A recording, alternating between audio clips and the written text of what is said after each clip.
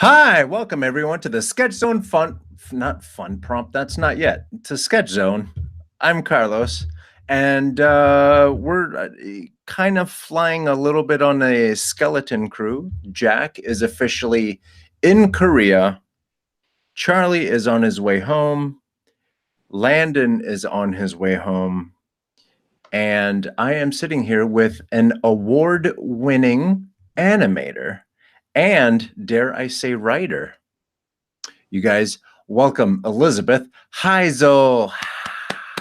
Hi. As I'm you really know, excited. when Jack is not here, neither is our studio audience. But oh hey, start over. Welcome Corey. Welcome Daniel. I know those guys. Hi. I'm sorry, I was distracted. How are you? Me Yeah. right now? Yeah. I'm really excited and kind of nervous. It's okay. We're gonna bore everyone. Hey, Lewis is there and Drew is there. Hi, guys. We met Drew at the Ground Zero Animation Expo. We'll get to that here in a couple seconds. But first, let's get to the fun prompt. And then this is the part where we sing, I believe, every day's a good day when we paint. But imagine that just happened. So last week we did Enchanted robbing Gingerbread house.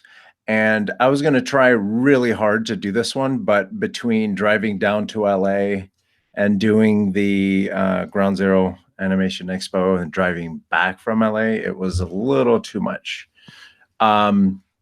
But last week we did Enchanted robbing Gingerbread house. So let's see what we did. We have Gus Fravale, Gus Frava illustrations. And That's one of your regulars, right? yeah, he does it. He does this pretty much every weekend or every week. So it looks like there's a bunch of mice robbing this they're breaking and entering into this gingerbread house. I like the characters. What do you think? I like that it's that you can tell where the scene is, that it's indoors and they're stealing it obviously from people. Like they did do a background and everything. Yeah. Yeah. Sometimes we get lazy, huh? Sometimes we get lazy and we just throw some things in there and then we put some scribbles in the background. I do that all the time. I cheat. I didn't do it this week. I'm thinking now that I probably should have. It's all right. You could do next week. And then let's see. We have Logi 76 or maybe Logi 76. They're new. This is the first time they've done this. Oh, that's And cool. yeah, this one's really cool. I like the way that they rendered this. The house looks really cool. And even the character, it looks like he's stealing candies, which would probably be something I would do. I love candy. The house definitely looks like it has dimension. Yeah. Yeah. They did really good with the shadows. Little frosting coming over the edge. Very nice. I like it. Nice job. Welcome. I'm gonna assume it's Logi. Maybe short for logic. Yeah, that's what I was thinking. And oh hey, that's us. I think that's possibly it. Yeah, I think that's it. So that was nice and quick. So that means, hey, chat room, if you don't mind, and Elizabeth, if you have a favorite category, please let us know. We have adjective, animal, character, action, style, and location. Definitely animal. Definitely animal. That would make me most likely to draw it. Okay. And then what else? I'll pick action. Nice. Cool. You want to do just those two, or do you want to go one more? I don't know. What does the chat say? Nah, good call. Hey, chat, do you guys want to animal? Okay. Thanks, Daniel. He's 2 feet behind me. Character. All right. Thanks, Drew. All right. So we're gonna draw or we're gonna prompt an animal, a character, and an action. Let's see what happens. How about an owl barbarian? Owl barbarian expecting. Oh, I'll draw that one. Yeah. That's great. Okay. All right, that's it. She made the call, guys. She wants to do an owl barbarian expecting. So there you go. Excellent. It could be completely ridiculous or really cool looking. Yeah, and I promise I'm going to do this one. I try real hard not to miss out, but like I said, the last week was kind of busy. But that's a good one. Owl barbarian expecting. That may have been, or both, that may have been the fastest fun prompt selection that we've ever done on this show. Really? Do you go back and forth on it a lot? Yeah, we do. Especially like if we, artists are a little bit finicky when it comes to what they want to draw. Mm-hmm. You're still, of right mind. So you know what you like, you pick it, and then you move on. I know with prompts, you ask, for instance, me and my sister both draw, and we'll ask each other and be like, oh, what should I draw? No, not that. And then you end up with what you would have picked for yourself anyway. Is that how you are with food too? Like, do your parents come to you and say, Elizabeth, what would you like for dinner? And you say, I don't care. And then they say, well, how about spaghetti? You're like, well, how about pizza? Is that not a universal constant? Yeah, that's pretty much how I am. Yeah. That's funny. So yeah, owl barbarian expecting. You were very quick to jump on animal. Yeah. Is that your favorite thing to draw? Yes, I do love to draw animals. That's probably almost the only thing I draw, which is kind of funny that my film was about robots. Yeah. Yeah, I've always been interested in biology. Well, zoology specifically, because biology is everything. Zoology is animals. Yeah. Is that something that you want to follow up with when? So let me get everyone up to speed with who you are and why we're talking about biology and zoology and stuff. So Elizabeth is a senior? Just graduated, yeah. Just graduated. Oh, so you're past that. Just graduated 3 weeks ago, I think. Nice. Congratulations. Thank you. And then as part of, was this whole animation project part of a class, or did you do it? Sorry, I interrupted. Oh, no, it's okay. It's okay. We cut each other off all the time on this show. It was a part of the animation course, which is an online class. Oh, cool. I'm actually homeschooled, but the animation course was something I took on the side. Yeah. That's really cool. So you're going to be the first ever a lot of things on this show. You're Really? the first, you're the first ever fresh out of high school person that's ever been on this show. The first ever, I don't know if anyone else has ever been able to carry the name award-winning animator. Honestly, I don't know if that's ever happened on this show. Homeschooling, I'm very interested in that. I want to hear about that experience too, because that's actually really neat. Oh I yeah, like that. Yeah. I've had a very positive homeschooling experience. Yeah. So who's the smarty pants? Is it your mom or your dad? I think my dad's in the chat box right now, and my mom's listening on her phone. So I'm not sure how you want me to answer that. Who's your teacher? Do they both teach you or I go to a homeschool program. I mostly teach myself, but it was oh, a homeschool program. So they give me my assignments for the week, and then I take them home and do them. And then next week we turn them in and get graded. So I did cool. have teachers. Oh, cool. Yeah, actual trained teachers at I mean, other homeschool families, sometimes their parents are the trained teachers, but Yeah. I did go someplace other than my home for one day out of the week. Okay. And what's that experience like for you? It was perfect for me. I'm very introverted, but I think I learned more that way than I could have if I just had the books and myself, because I did have teachers who I could ask questions, and some of them were very experienced with really high level degrees. So there was always a lot to learn, and you could go at your own pace. It looks like adaptive reasoning is also a homeschooled kid. Do you have any idea who that might be? Um, no, I don't know unless they told me their name. I'm not No. familiar with that username. It might be Okay.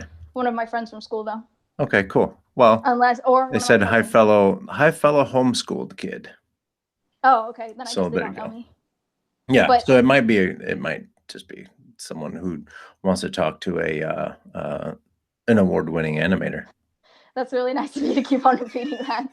But It's a big deal. thank you. I saw your description of the show in the description below it though, and you said multiple awards. It was actually in a way it was multiple, but for the same festival. So Yeah. it was only at one festival. Nah, it's okay. Well, I I'll know. change It's it if you just want, but in my head, you've won multiple times. thank you. It's just the tagline to get people to watch the show. Yeah, it's either that or the stutter in my brain. That's great. I am Furama. Oh, Farama? Yeah, we are mutuals on Tumblr, so we follow each other. I'm really Oh, excited they're cool. here, actually. Oh, cool. Hi, Furama. She is also an artist. I believe they are a she. Yes, Daniel. Me calling your sister a multiple award-winning animator is definitely clickbait. That's great. I don't know what anybody's saying in the chat box because I have no view of it, but I'll he keep can an say eye on whatever it. he I'll let you wants. know. I'll let Thank you know you. if he says anything bad. Thank you. Don't let my brother be mean. I can send him out of the room. He's typing really fast right now. Yeah. Okay. Sorry, So what was if you're this listening podcast on about again? yeah. So if you're listening on iTunes later, Daniel is Elizabeth's little brother, and he's in the same room as she is, and he's interacting with the chat. He's he's harassing people on the chat. So there. So let's talk about your schooling and stuff. Mm-hmm. If when do you watch like I don't know the different uh TV shows for kids your age range, and then they show all these high school things that are happening? Does that play into your experience at all? Like, do you want to experience that type of stuff, or are you good? Part of that is influenced by me having a big family, so I'm familiar with the high school experience because my older siblings were public schooled. I have one older sibling who went to the same homeschool program as me, but the others were public schooled, so I can kind of know what it's like. I mean, obviously, I haven't experienced it firsthand, but Yeah. I know some things about public school, and I know that it would not be ideal for me. Mm. Yeah. Yeah, go ahead. I was just going to say, I am very impressed with the way you speak. I can tell that you are a good learner. Just the way you speak is very, very clear, very nicely constructed sentences, and it seems like you know what you're going to say, and it comes out very nicely. So Thank you. big props to you and everyone who is in charge of your education, because that's we run into a lot of people that don't take the time to learn proper English, and grammar probably is the better way to say it. So whatever path you're on a good path. Thank you. I've always cared a lot about how I sound. Yeah. So it's me being self-conscious. Are you preparing to be like super famous? You know, you are already winning awards and stuff. No, I was actually talking with my mom about that the other day. She said, you should make a YouTube channel because there's probably money in that. And I was like, I don't think I want to be an internet personality. I don't think I want, I don't know, the kind of people who get fan fiction written about them just for being on the internet. That's awful. Where you get started, where you start to get treated like a fictional character. Yeah. Yeah, that's understandable. Yeah. There are a lot of people that are doing pretty good off of their animations. I have no idea what they look like, but they make cartoons and stuff, and that I would be for. Yeah. That sounds great to me. Well, I'll be the first one to say, if you ever want to get going down that path, we can work something out. I'll give you the information that you might need to get started or whatever. I would love to help channel. you. Yeah. Oh, yeah. That would be helpful. Yeah. Yeah. So reach out whenever. I'd be more than happy to help you out. It's a lot of work, but a lot of it is just trying to figure out what to do, when to do, how to do. So I wish, Lewis, I wish I could. Eventually. Is that my dad's name is Lewis. Is that him? Yeah, it's probably your dad. What did he say? He said, sounds like a job offer. Oh my goodness, yes. My dad's a pilot. He's actually in Los Angeles right now, so in another state. Oh, cool. But nice. Yeah, I sent him the link and he was like, what time is it? It hasn't started yet. Is it starting? I hope your dad is not at the Los Angeles Dodgers game, because my Cubs are playing. And last time I checked, they were losing. He's probably at a hotel right now. Yeah. Well, welcome, Dad. Yeah, that would be really cool. And I'm a big fan, and I've said this before multiple times. I'm a big fan of especially young folks taking advantage of the situation that we're in, like being able to make our own cartoons and putting it out there, and we don't need to wait for someone to show our stuff. We can do it whenever we want. Does stuff like that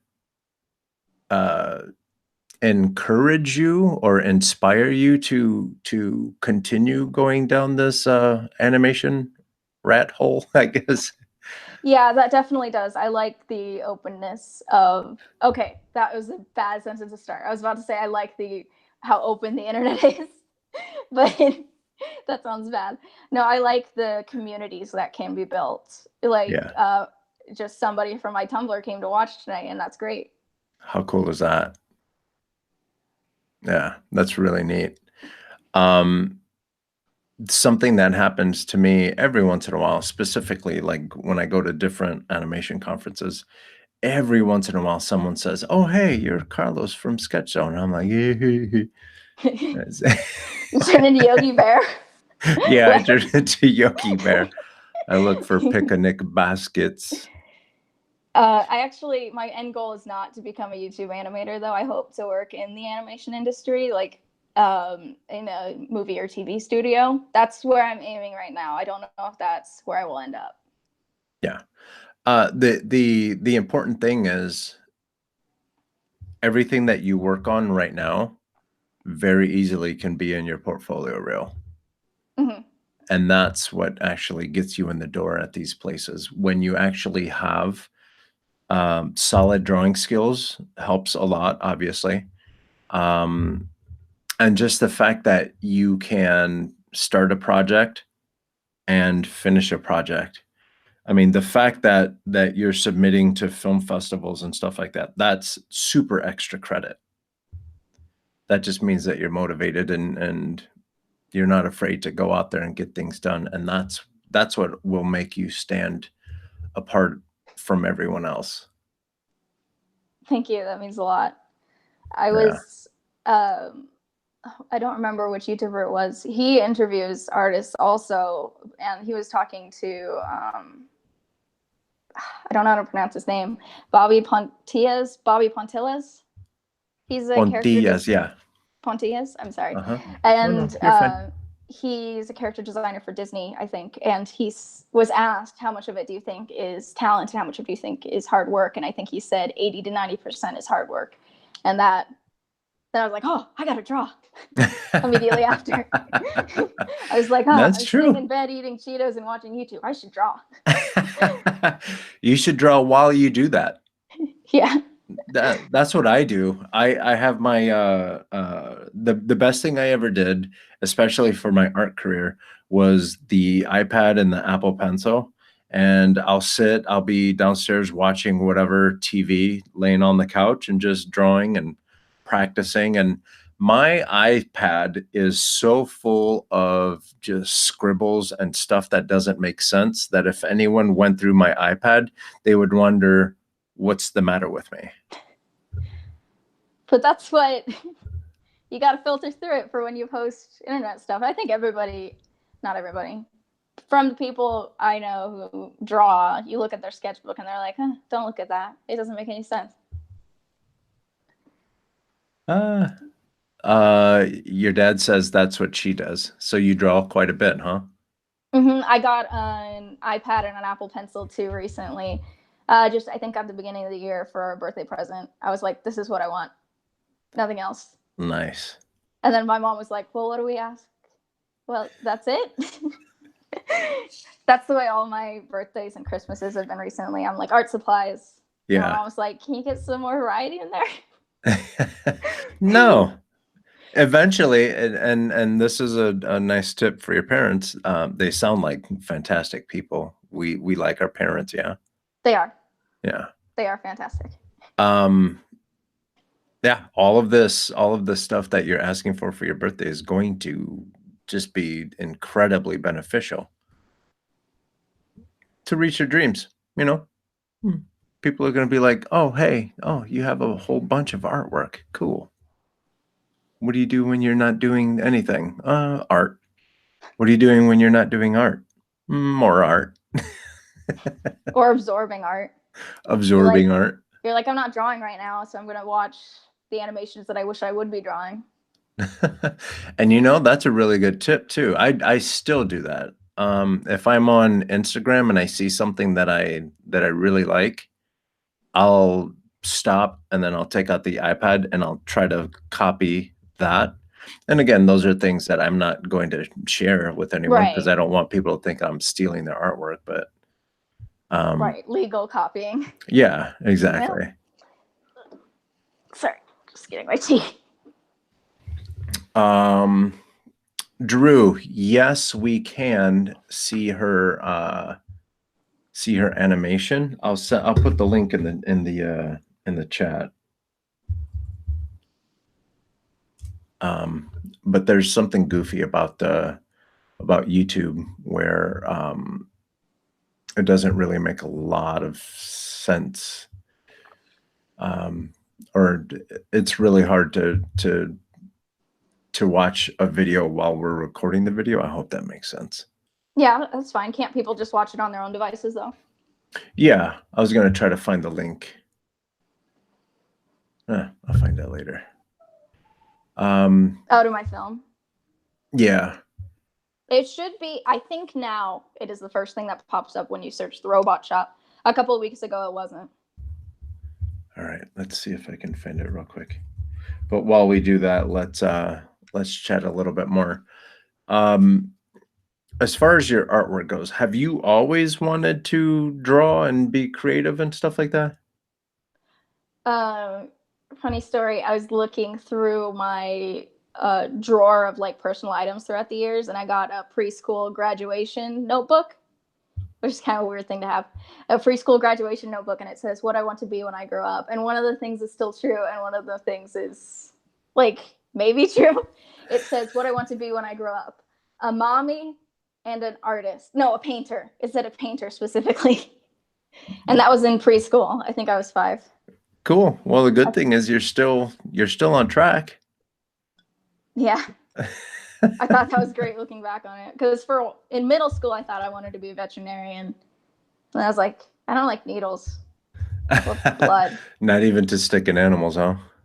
No, I have no fear of animals, but I have a fear of needles. Yeah, I hear you. Thanks, Becky Elise. She shared the link to your film. Oh, thank you so much. Oh, Brexon. Hi. Hi. My nephew just walked in. Hi. Brexon, can you go? Zach, can you grab him? I'm sorry. Don't even worry about it. This is Kate, absolutely please go. fine. Can you close the door, please, Kate? 3 people just walked in and walked out. Can you close the door, please? Is Daniel still there? Yes. Hi, Daniel. Landon, I see you chatting. I don't see you getting on. Anyway, so let's talk about let's talk about the animation. We already know that you did it for one of your art classes. Yes. Right? How did you come up with the idea? Well, we had an assignment to come up with several ideas for a short film, but I came up with an idea along the same lines before we got that assignment. Mm-hmm. But the thing was, it was going to be like very dark and grim. I was like, a robot changes its parts to fit in until it's not the same robot anymore. And it's like, I don't know, an evil robot at the end or something. And I was like, this is so cool. This is the best. And I was 14. And eventually it morphed into the Robot Shop, which is the number one descriptor I get of it is cute. And that would not have been my original idea. I don't think I would have had the skills to pull off anything grim. I think you need better art. And horrible parents. Oh, goodness.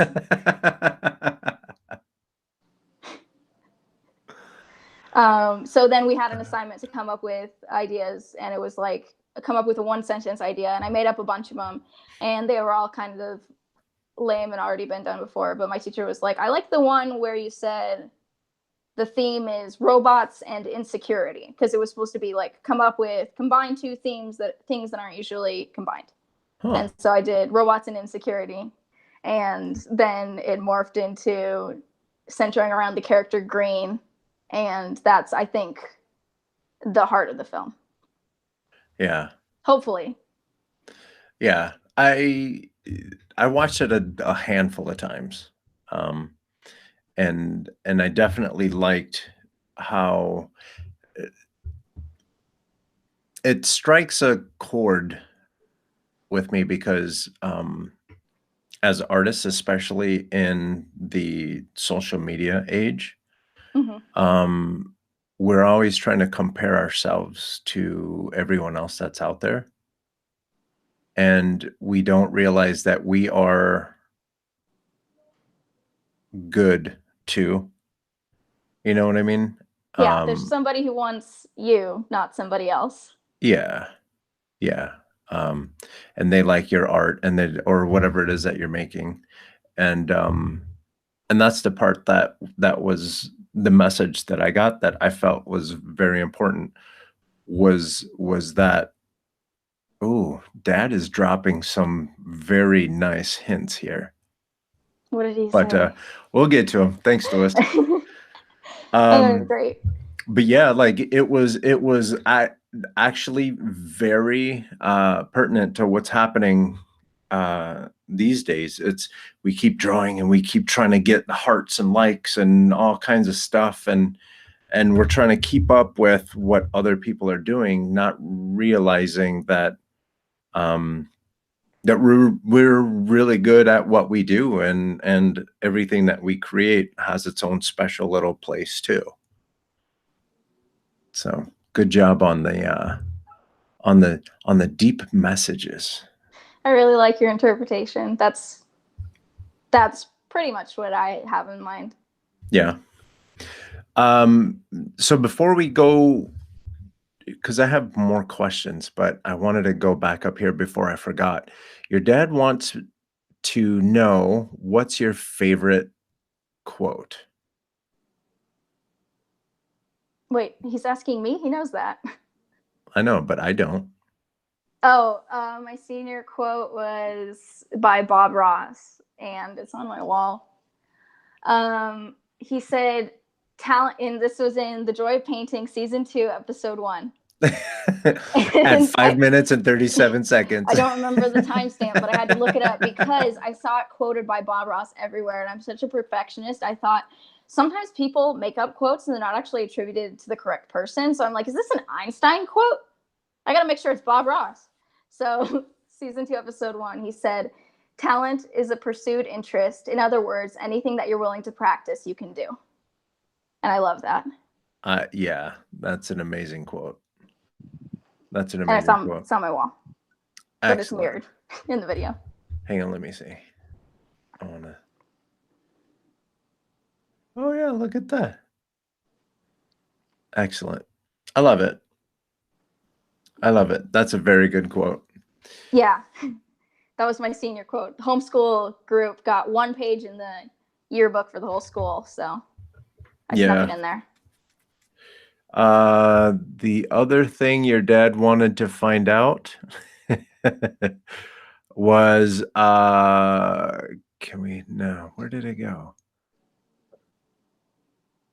I feel like he's asking these questions as if he's not my dad. Like, oh, I'm just another person in the chat box. Don't mind me. Oh, what's your favorite quote? Elizabeth Hisel, I've never met before. I bet it's a good one. Do you have it on the wall? Yeah.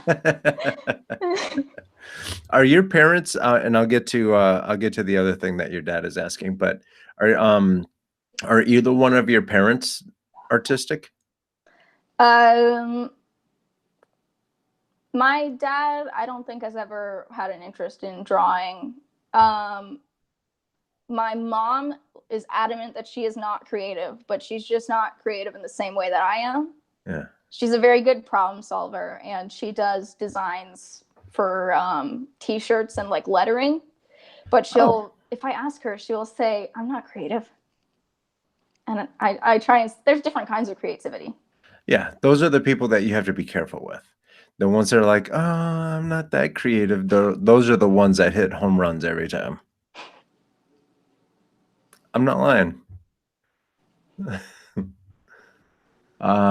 Yeah, your dad said, nope, he's not creative. I didn't want to speak for him.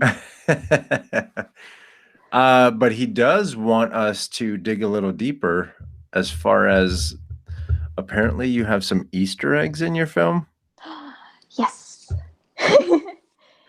Shall we talk about those? Is there any way you said YouTube doesn't play very well, but is there any way you can play it and then pause it? Yeah. Because if you like mute it and then play it and pause it, we can go through the Easter eggs if you want. Yeah, definitely. Let me pull those up. I'm so happy my dad's in the chat right now because he's bringing up the things that I don't want to bring up, but I want to talk about. That's what dads are for. He's just another person in the chat. Don't mind him. By the way, if you can hear my voice, find Elizabeth's YouTube channel. We'll have the link in the show notes, which is already there. But yeah, find her and follow her, so we can encourage her to do way more animations. So I'm about to share my screen now, and there we go. And it would help if it's on muted so that Okay. just the music isn't cutting in and out as we go through. Sure. So I'm a big fan of movies and video games. I think there are like 5 or 6 references to movies and video games in here. Did you see any of them when you watched it? No, I was laughing because your dad said, usually I embarrass her. It's a two-way street. All right, let's see if I can find. Okay, so not yet. Let's see. Pause, and there is Lucas from the Mother series in the background, and the boxes say PK batteries, which is the thing he says in Super Smash Bros. He says, I think Lucas says that is PK Thunder. Yeah. So we were playing Smash Bros. A lot when I was working on this. That's cool. That was like my only break time. They're like, do you have time to play one game? I'm like, one. I'm animating. I gotta go back. So that's the only reference in this shot. I tried to hide him back there so he wouldn't be distracting. There's no references here. Oh, pause. Oh, back. Sorry, back 1 second. The cash register says 2319, which is a reference to Monsters Incorporated. What? Are you familiar with that? Isn't that the... Is that the room that they were all in? No. No, that's what they yell when human contaminants. Yeah, that's right. We got a 2319. Yeah. Yeah. I forgot because they have a reference to that number. I just don't remember what it is. Oh, are you thinking of A113? Is that Pixar? What it is? I think that's the Pixar number or the classroom number for all those people who went to Yeah, Small thanks. Yeah, you said it, and Corey like co-signed to what you said. Thank you, guys. Yeah, I think that's what I was thinking of. That's the room that they all kind of were hanging out in. Okay, 2319. That's amazing. I love Monsters Inc. Oh, me too. I was thinking I need to rewatch it now. Yeah, I'm gonna have to. I have it around here somewhere too. That is one of the. I don't know what Pixar tiers would be, like top tier Pixar movies. Yeah. Because at this point they made a lot of movies. Not everyone. Yeah. Like has the same cultural impact. Yeah. Drew in the chat wants to know what kind of artists or shows influence your art style. Me? Mm-hmm. Well, sorry, I don't know who's unfamiliar with the podcast, so I don't know if they're asking you any questions. I have a giant list of online artists who influence me in front of me right now. Oh, not giant, it's like a dozen. And then TV shows and movies would be Disney animation, Pixar animation. Definitely for stories. Let's think. The way I draw is more influenced by online artists, though. Yeah. Yeah, and it's been kind of thrilling for me recently when artists who I followed since I was 13, like it's happened a couple of times now where they followed me back, and I get chills and goosebumps every time I see it. I double check, is that their username? But I do have a list of artists who inspire me if you want me to go through. Yeah, go for it. I'd like to write them down too. I want to be able to stalk them. And we can, I mean, I don't have a function to share screen, but if you want to look them up, I can give you the highlights of this list. Oh, sure. We can. So I think the first one, oh. Landon is here. Sorry, I got distracted. Oh, you're fine. Landon is very distracting. Hi. You're on mute. Yeah, you're muted. You're mute. Yeah, there, the button. There you go. He'll figure it out while he's doing that. I'm not muted anymore, right? Hey. Yeah. I told Elizabeth that right when we're going to start, you and Charlie are going to jump in and be very disruptive. So I have already warned her. I've been here for like 15 minutes. I don't think I didn't get any link, but oh, sorry about that. That's all right. I'm ready. Give me a chance to eat a little bit. So that's cool. Nice to meet you, Elizabeth. I look forward to hearing more about your short and everything else about you. Thank you. We were about to get into her artist inspirations, I guess would be a really good way to say it. So, all right. Do you want me to find them on Instagram, or are we just gonna say the name? Let's just say the names, because then that way we can get through all dozen of them. Okay. I think this one is on Tumblr. Oxboxer is, I don't know their real name. I think it's a woman. I don't know their real name. But Oxboxer really influences the way I draw animals. They have a very angular style. Oh, cool. So I don't know how this goes. If you look them up, I think that would be great to show. Isn't there a way? There's a way for you to share your screen. Are you going to try and do that, Carlos?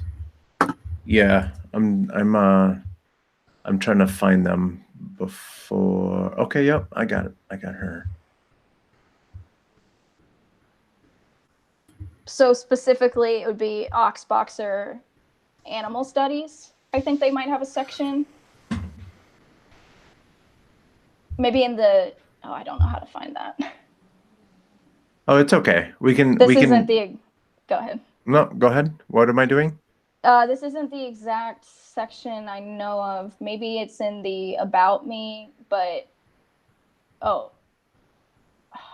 let's see. No, I don't know how to find it. I'm sorry. They have some way to look through only their animal studies. But you can see a little bit in those linesses right there that they have a very, I think it's distinct. They have heavy line art, a lot of varied line weight. Yeah. I really like that too.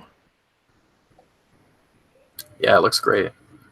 So I found them because their art is like notoriously stolen and put on Pinterest. Oh no. So I was like, I'm going to find the source. And then I found all their actual accounts. Is it more than one person, or? I think this is one person. Okay. Oh, I mean, a lot of artists inspire me, but all this art is by one person. Sure. Okay. I love that one. Yeah, that's a nice one. I think I draw a lot of animals with hooves, maybe only just because it's this person. Not to mention, toes are hard. Toes are hard to draw. And you can have an amazing drawing, but if you get the toes wrong, that's what people focus on. Forget the rest of the drawing. The rest of the drawing is amazing. You have bad toes, that's it. That's how you can tell if somebody can really draw or not, if they can draw the hands or feet. Yeah. If you want to see more, I think there's an arrow at the bottom of the screen. I can't draw people, but I'd like to draw people like that. Yeah. I think it's very unique. I agree. I should say I can't yet, because I'm going to learn. That's a very good point. Is that why you chose to do a story about a robot? I think that I tried to invent the story apart from my art skill, so I would level up along the way, so that I would be like, I can't draw this yet, but I have to because I made this story. And that's kind of what happened. It does have people in the story, and I'm still not proud of the way they turned out, but I'm working on it. That's a good way to go about things, though, is to challenge yourself with a new project and learn a different style, or learn how to draw, or work on, figures or animals or whatever it is that you want to work on. Because if you stay in your comfort zone, you're not going to grow as an artist. I agree. And I think the people in your animation are good enough. I mean, there's nothing wrong with this. This is a very good person, and it's your style. Yeah, and even the hands look good. And they're hidden for most of the film. I don't know if you noticed. But His you know what? apron is very wide. You were smart though. Like that takes, a lot of thought and smarts to design it in a way that you can at least, work with it and get it done. And I mean, even that's animation studios. They do the same thing. They, design characters so that it's going to be easier for them to work with throughout the process. Yeah. Yeah, that's a real story. They purposely draw characters a little more simplified. This guy would be the shop owner would be terrible to draw if you gave him, say, a flannel shirt. Oh, oh goodness, yeah. Exactly. I think I did that for most things. Even I would draw a second ring for like a shirt collar, and I was like, this is gonna be awful. I've drawn 500 times.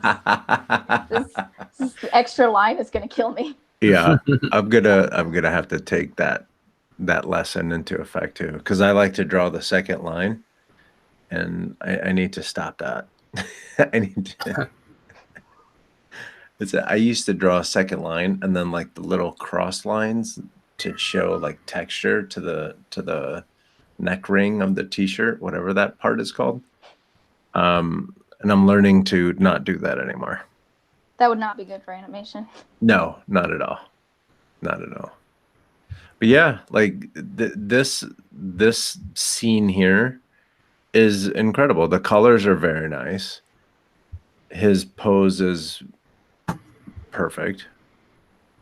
I think he did a really good job. Thank you. This is actually one of the last shots I animated for Green. The very next shot after this, so basically if you press play, is the last one I animated for him. Oh wait, no, not that one. That was one of the first. Don't look at that. Then when he taps his foot, that was the last shot I animated. What did you use to animate? The program overall, you mean? Uh-huh.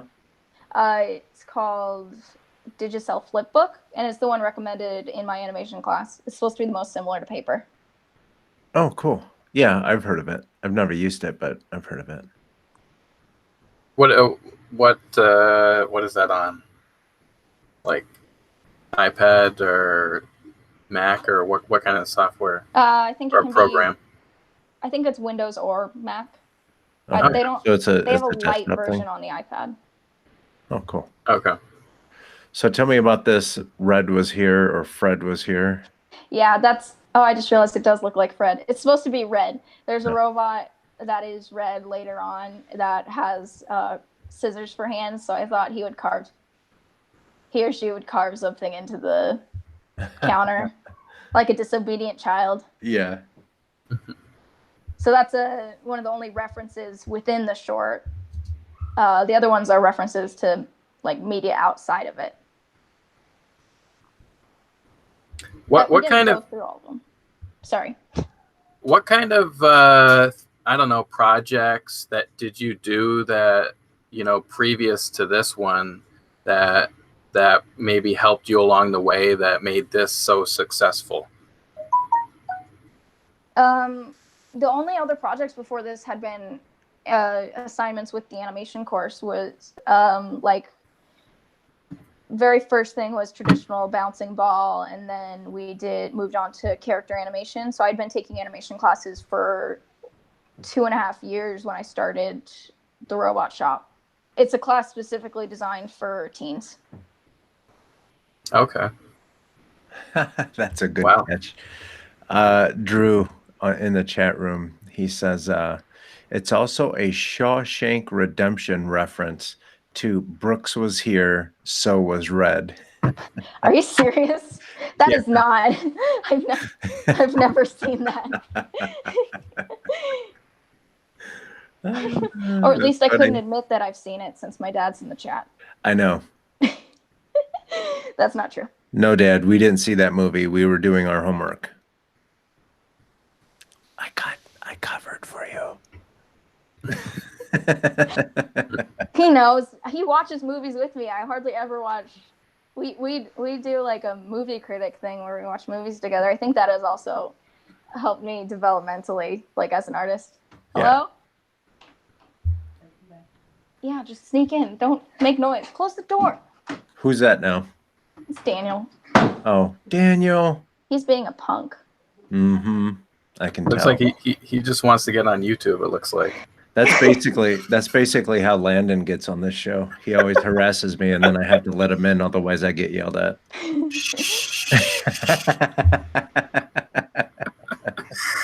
So it's supposed to be our secret. Let's talk about your relationship with your siblings and how your art affects them. With your always drawing and animating and doing all that stuff, do you find your siblings, like maybe Daniel, is he getting more into art and stuff, or is he just, like a video games and Cheetos kind of kid? Daniel draws a little bit. Yeah. I try and encourage him, but he says like, I don't want to. Usually at the times I ask if he would draw something. My younger sister, Abby, right below me in age, she draws the most. She's the only other one who has an art account.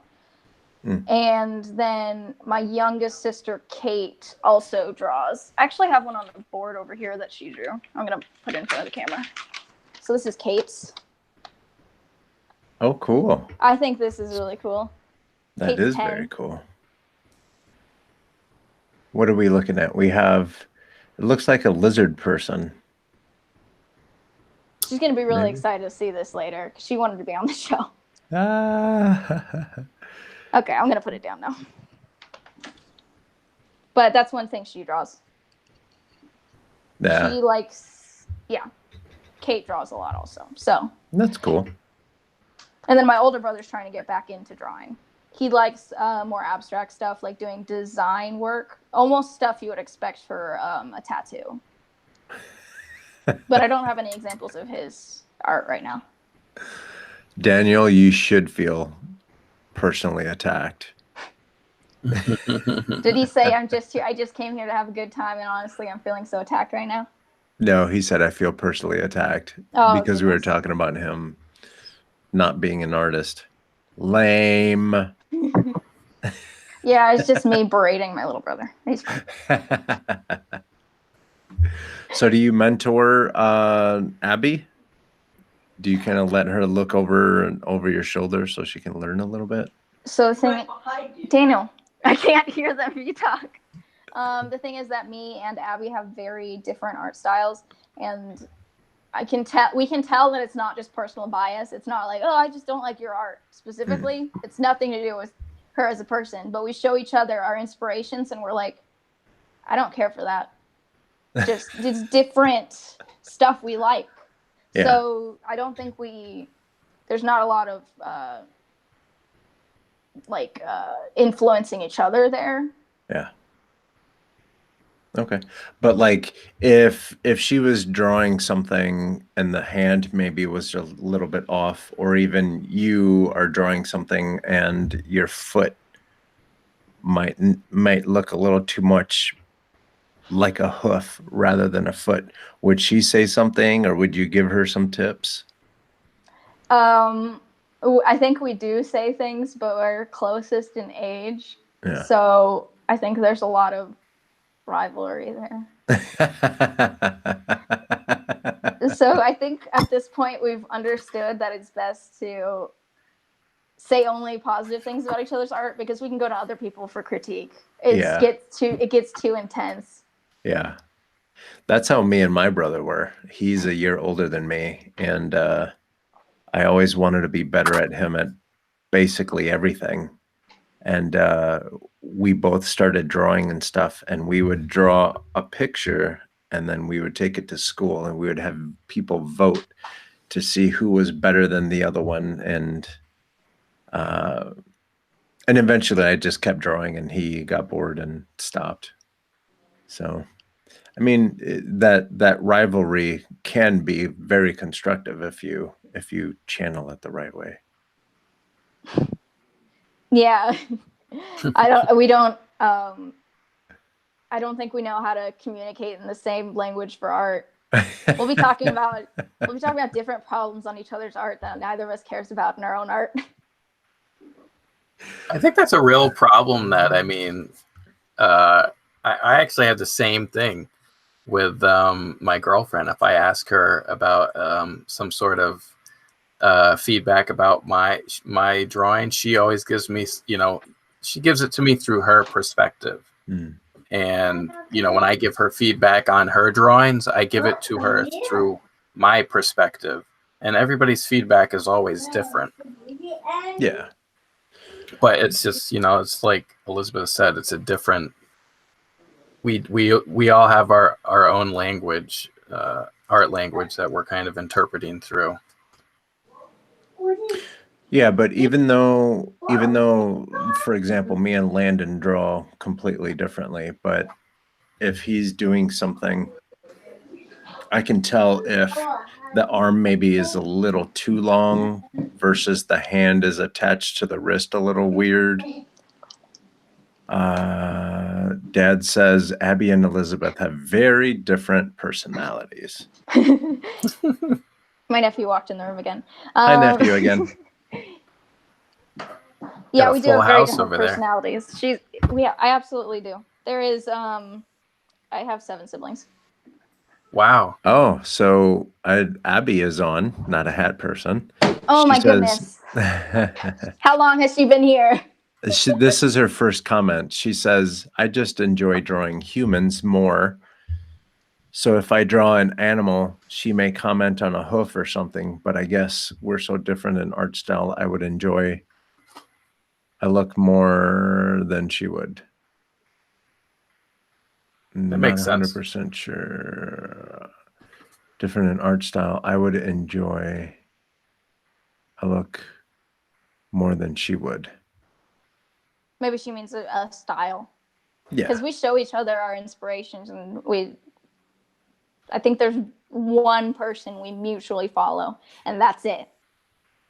And we're like, This is the only thing we can bond over liking. So Drew is asking, are you planning on going to college at all? Any kind of higher education for animation?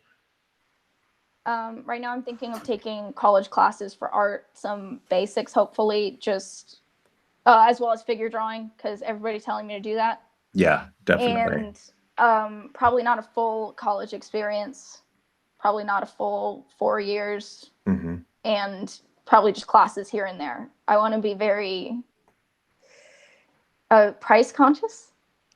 That's a very good move. Probably also not going to art school because CalArts is expensive. Yeah, kind of. Yeah. Have you looked at different online programs, art programs? Because there's obviously, or maybe not obviously, but there's a lot out there now to choose from that are online based. And considering that you were homeschooled and are what I would assume is very self-motivating, that sounds like it would be a good match for you. Yeah. Well, the animation course was, I think, my first online. Yeah, that was my first online. Oh, that was online. Okay. Yeah, that was my first art class ever, was the animation course. Unless you count like DSI art teacher or something. But so I am looking at future online classes. I'm trying to figure out the difference between them all, because there's like Skillshare, there's Udemy, Animation Mentor.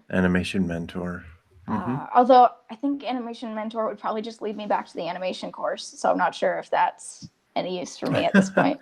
Well, Animation Mentor is more 3D. Oh, okay. So that's probably not what I'm looking for then. Yeah. But actually, Corey Stister, he's been on the show a couple times, and he's actually in the chat room right now. He actually went to Animation Mentor. Oh, cool. Yeah. So if you want to, if you want, we can, we might even be able to talk him into coming on to give us some tips about Animation Mentor.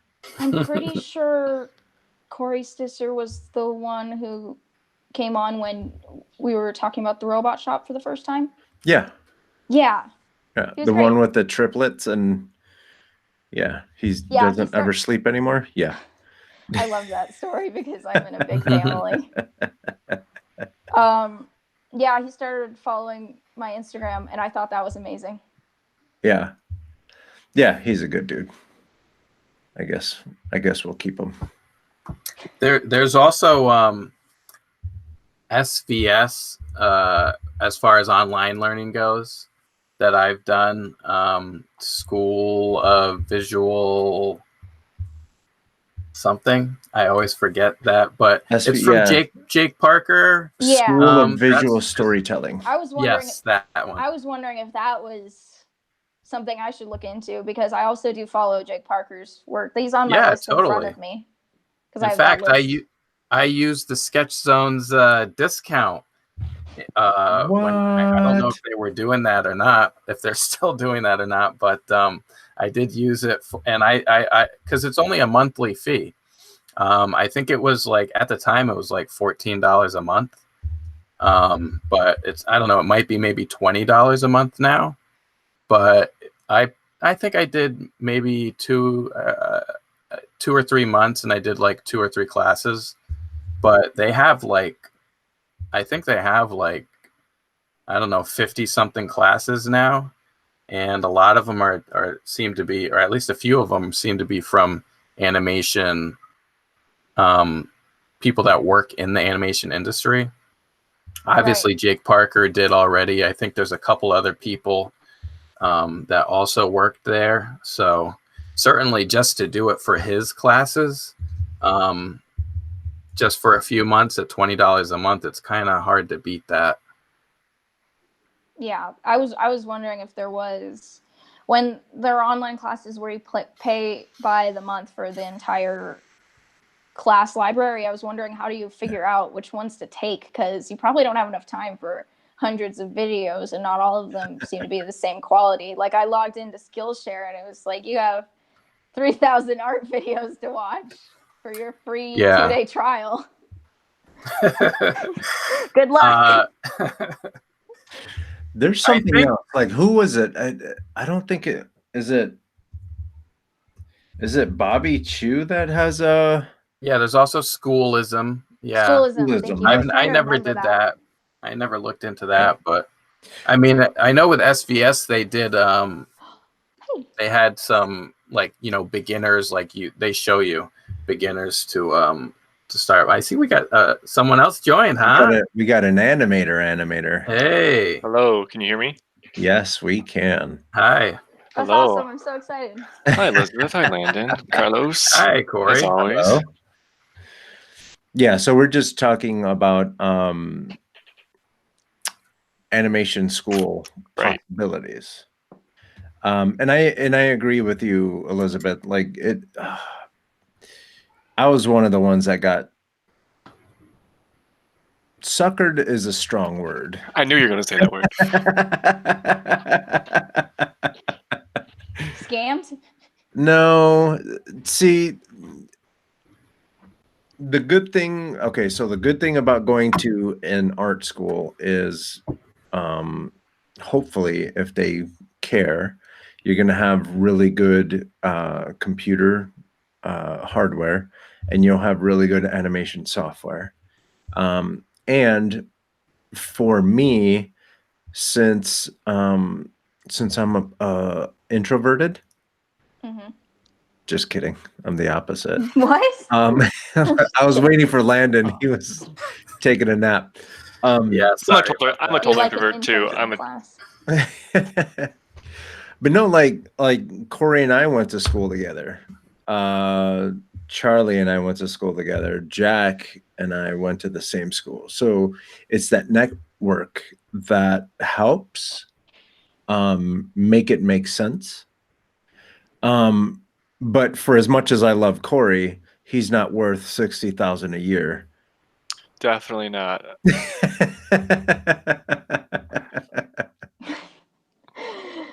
Hey, that's mean. Friendship is priceless. I mean, it's you can't put a price on it. But if I were, it'd be less than that. Lifelong friendships and lifelong debt. Yeah. That's right. Exactly. Exactly. And something tells me that the debt would last longer than the friendship. Oh my goodness. I will say to springboard off what Carlos is saying, and go back. I don't want to repeat the conversations we had in a previous podcast talking about my journey through that school system. But for me, as an introvert like you, maybe that's an animator thing. I don't know. That school did help me discover new things, though, like get out there, like Carlos is saying, and establish a network of any kind for the first time, going, oh, you have to work with people. And this was, remember, like pre-Facebook, still internet is young in general. Right. So we didn't have those options. So for me, that was great. I think I agree with back when we were in school, like a message board was the hottest thing ever. Oh my God. Yeah. So now there's ways where you don't have to rely on the brick and mortar buildings to do that, which is advantageous to everybody now and makes me still jealous.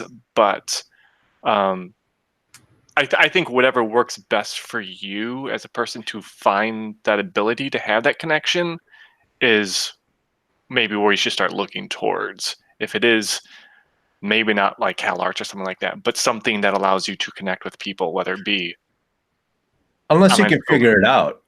Unless you can figure out CalArts, because CalArts is definitely one of those places that will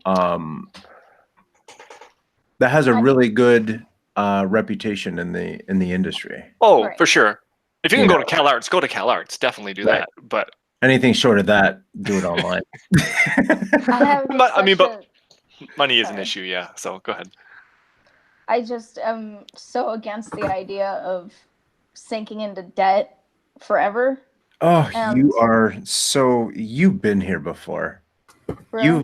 You've been here before. No, I've listened to Dave Ramsey. That is such a grown-up way to look at it. Usually you get, oh, I want to go to that school because all my friends are going there. You're taking a very, very good look at this, and not getting wrapped up into like the cool factor of going to art school, or it's the last resort, because I know a lot of those folks too. Art school was the last resort because they went to school for, I don't know, accounting, and they found out that was horribly boring. So that's happened a number of times. So that, like, I like your path. You have a really good head on your shoulders, and it's going to be exciting to watch you start rocking this animation thing. Yeah, because you're already miles ahead of where I was when I was in, you just graduated high school? Is that right? Mm-hmm. Yeah. I'm sorry, you just cut out for the last few sentences. Oh, sorry. I just heard you graduated high school, and then before that it cut out. Sorry, I was just saying that, sorry, I got my fan. I shut my fan off. You're already miles ahead of where I was when I graduated high school. I hadn't even discovered animation yet. I think Toy Story 1 came out when I graduated high school. And I was like, that was the introduction to the world of animation. So, you got great potential and great possibilities ahead. So. Well, isn't animation so much bigger now? I mean, there are people who don't draw or animate or anything critiquing animated films only, like making it their expertise, even if they aren't an artist. I think it's a lot more talked about now. Mm-hmm. There's a lot more avenues to go down for sure. And you may be surprised. I mean, film and TV is great aspirations and totally doable, but there are a lot of avenues that maybe even starting out you don't think about. Even today I found like I work on slot machines right now, and I've worked on various things, and I know this is probably a decade old story at least, but some higher up animator in Pixar left to go work for American greeting cards type of thing. It was just like there's all these, especially now with the internet and streaming and everything. Like there's so many avenues. So like don't be afraid to open up some doors that may not be a direct path to what you think you want, because you may discover something else along the way, or it may get you where you want to go eventually through some roundabout way. It just, all those opportunities are just are lying underneath the surface. I don't think of myself as closed off to different art options. That's good. I guess. That's good. Different futures, but I do really love storytelling, and so that's why greeting cards, at least at this point, doesn't appeal to me. I would consider video games, because now you can tell a story in a video game. Mm-hmm. And always remember that technology has us in a place now where you can literally do whatever you want. Me personally, I've done online comic strip, talk show, travel videos, video games, all by myself. Video games, and a t-shirt. I have a t-shirt shop.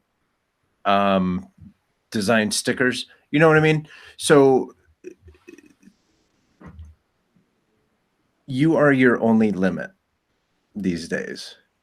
And you know, my comment earlier about going to school to build a network. What's cool is you're officially building your network right now as we speak. I think that's great. Yeah. You have a lot of folks that like your animation, that are pretty good people, if I do say so myself, for as much of a hard time as I give these guys, and Jack and Charlie both. Like, these guys are cream of the crop type of people. So, you know, like, you're not out here by yourself. Did they all see my film? Yeah. Oh, that's cool. Yeah. Actually, Charlie just wrote in the chat. He said, "Hi, Elizabeth. Great job. Sorry I was not there." So, yeah.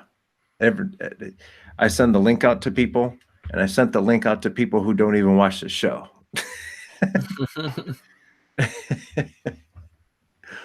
So yeah, yeah. There's the future is bright for you. Thank you. Yeah. One of the sorry. Keep go ahead. at it. I was just gonna add, just keep at it. Thank you.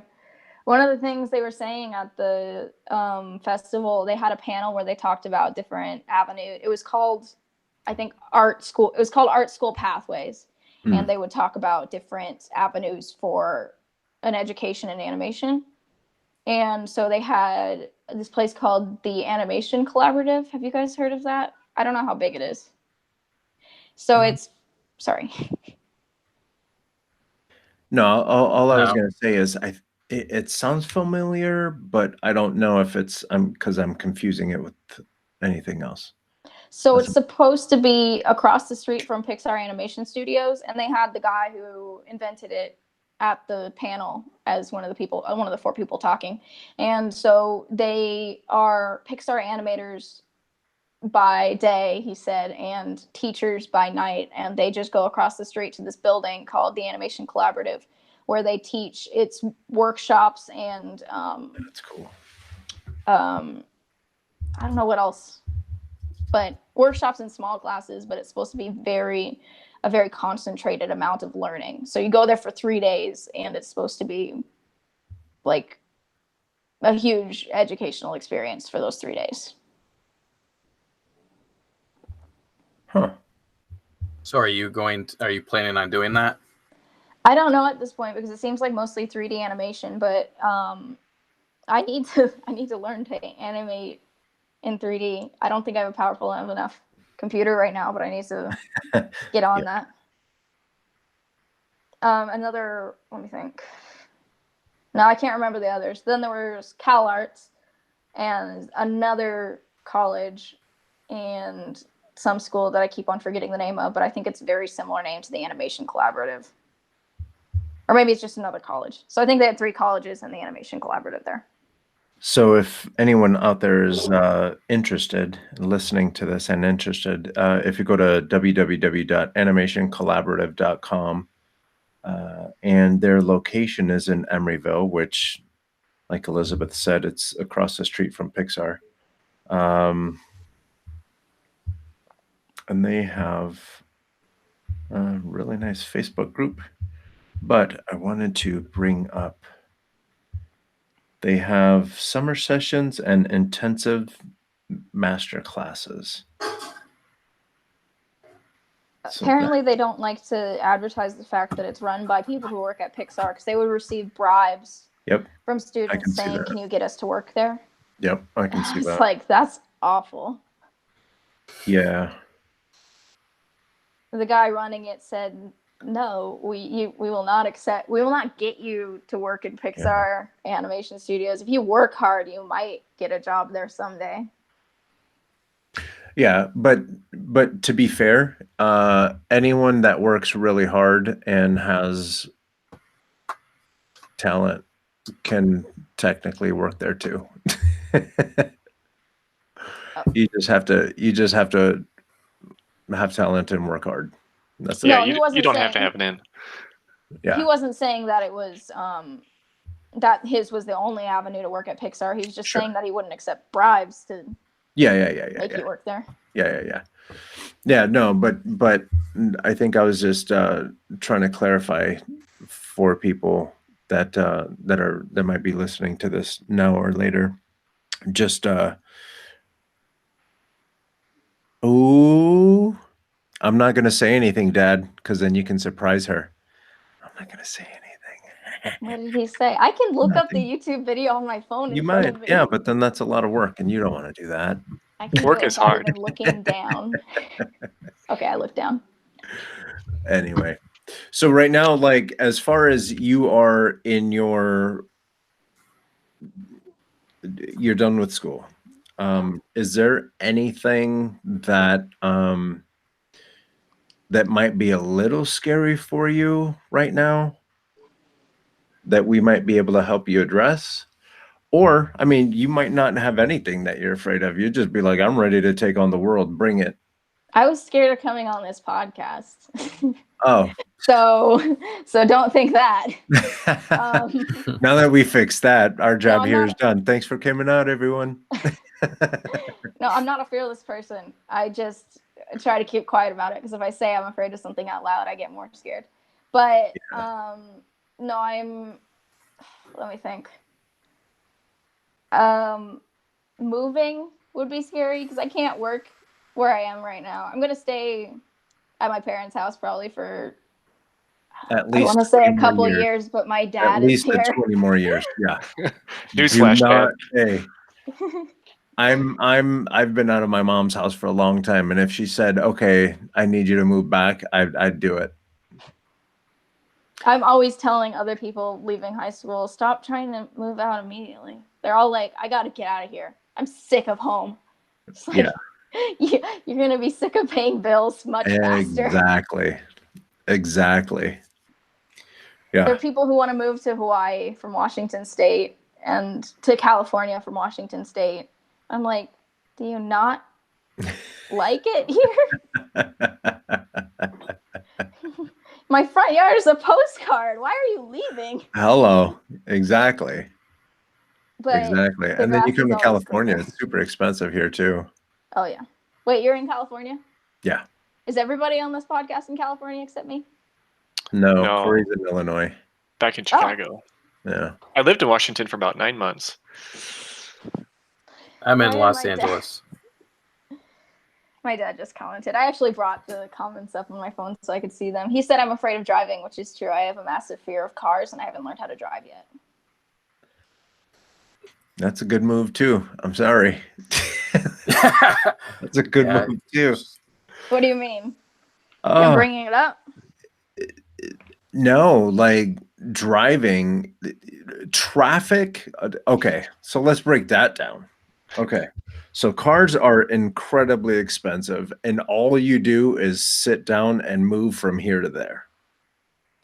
You can do that with an Uber, a cab, horse, bicycle. Way cheaper. Insurance, another racket, right? If you get an fender bender, it's only nothing but trouble. What else? Traffic. Traffic is the worst thing people have ever created. That's it. It's the largest waste of life. You're just sitting there and all you're doing is holding a steering wheel. That's or it. listening to a podcast. Yeah, you could do that. I drew a few times in traffic. You're that guy? Landon is in LA though. I mean, you could be on a freeway. That was actually in Connecticut, but okay. that was so now but it was like we were stopped. We were stopped. We weren't going anywhere. Yeah, you got time. Yeah. I don't recommend it. I'm just saying I did it once or twice. You should definitely learn. I kind of disagree with your theory, Carlos. How dare you? Because having a car gives you a lot of freedom, and it also gives you a lot of time. Although just in traffic. Well, actually, now that I think of it, if people that don't have cars, if you're using public transport, you can draw on the bus and you can draw on the train. Oh, but it also, there's still a lot of wasted time, I think. Yeah. I mean, it all depends, right? Yeah. Your car gives you freedom. Like just this past weekend, I drove down to LA and I visited with Landon and Jack, and we did the animation expo, all that stuff, and that was a good time. And I went to the grocery store before the show and got, food, blah, blah, blah, blah, blah. So yeah, there's a lot of freedom. You definitely can't do expos either via the bus or something. You're not bringing all of your artwork. Technically you could, but it'd be a lot of work. Yeah, it would. It definitely would.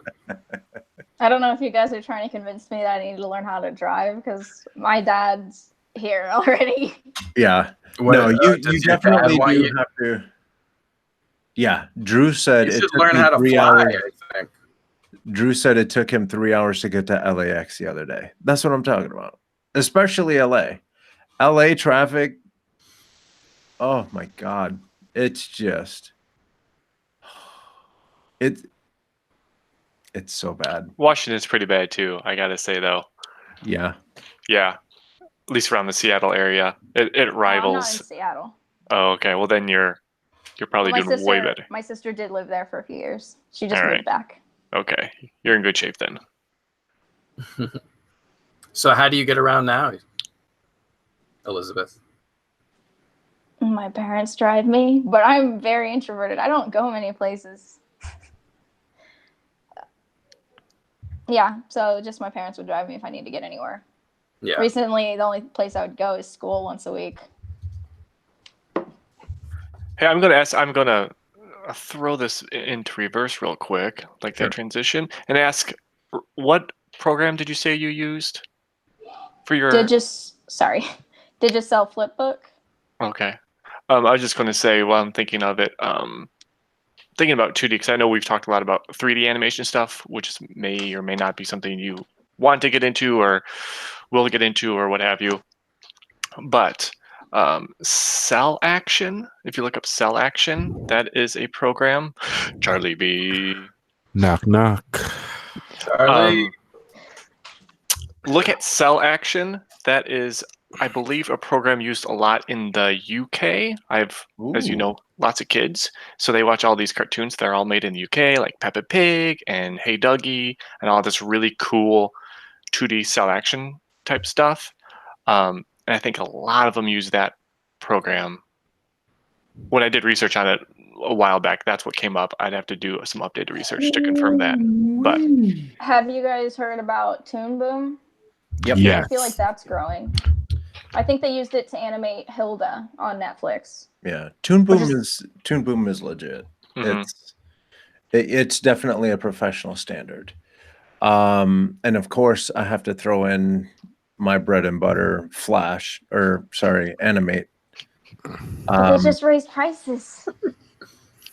Yeah, but it's still cheaper than Toon Boom. Are you serious? I think so. Watch it. Well, no, Tubu you can get for I mean, you can get it for $2,000 and own it forever. Well, yeah, but you can also pay $10 a month. $10 a month, though. Don't listen to Carlos' propaganda. All right, hold up. We're gonna trying to get more people back onto Flash. Hey guys, let's see Flash. Let's go jump on that bandwagon.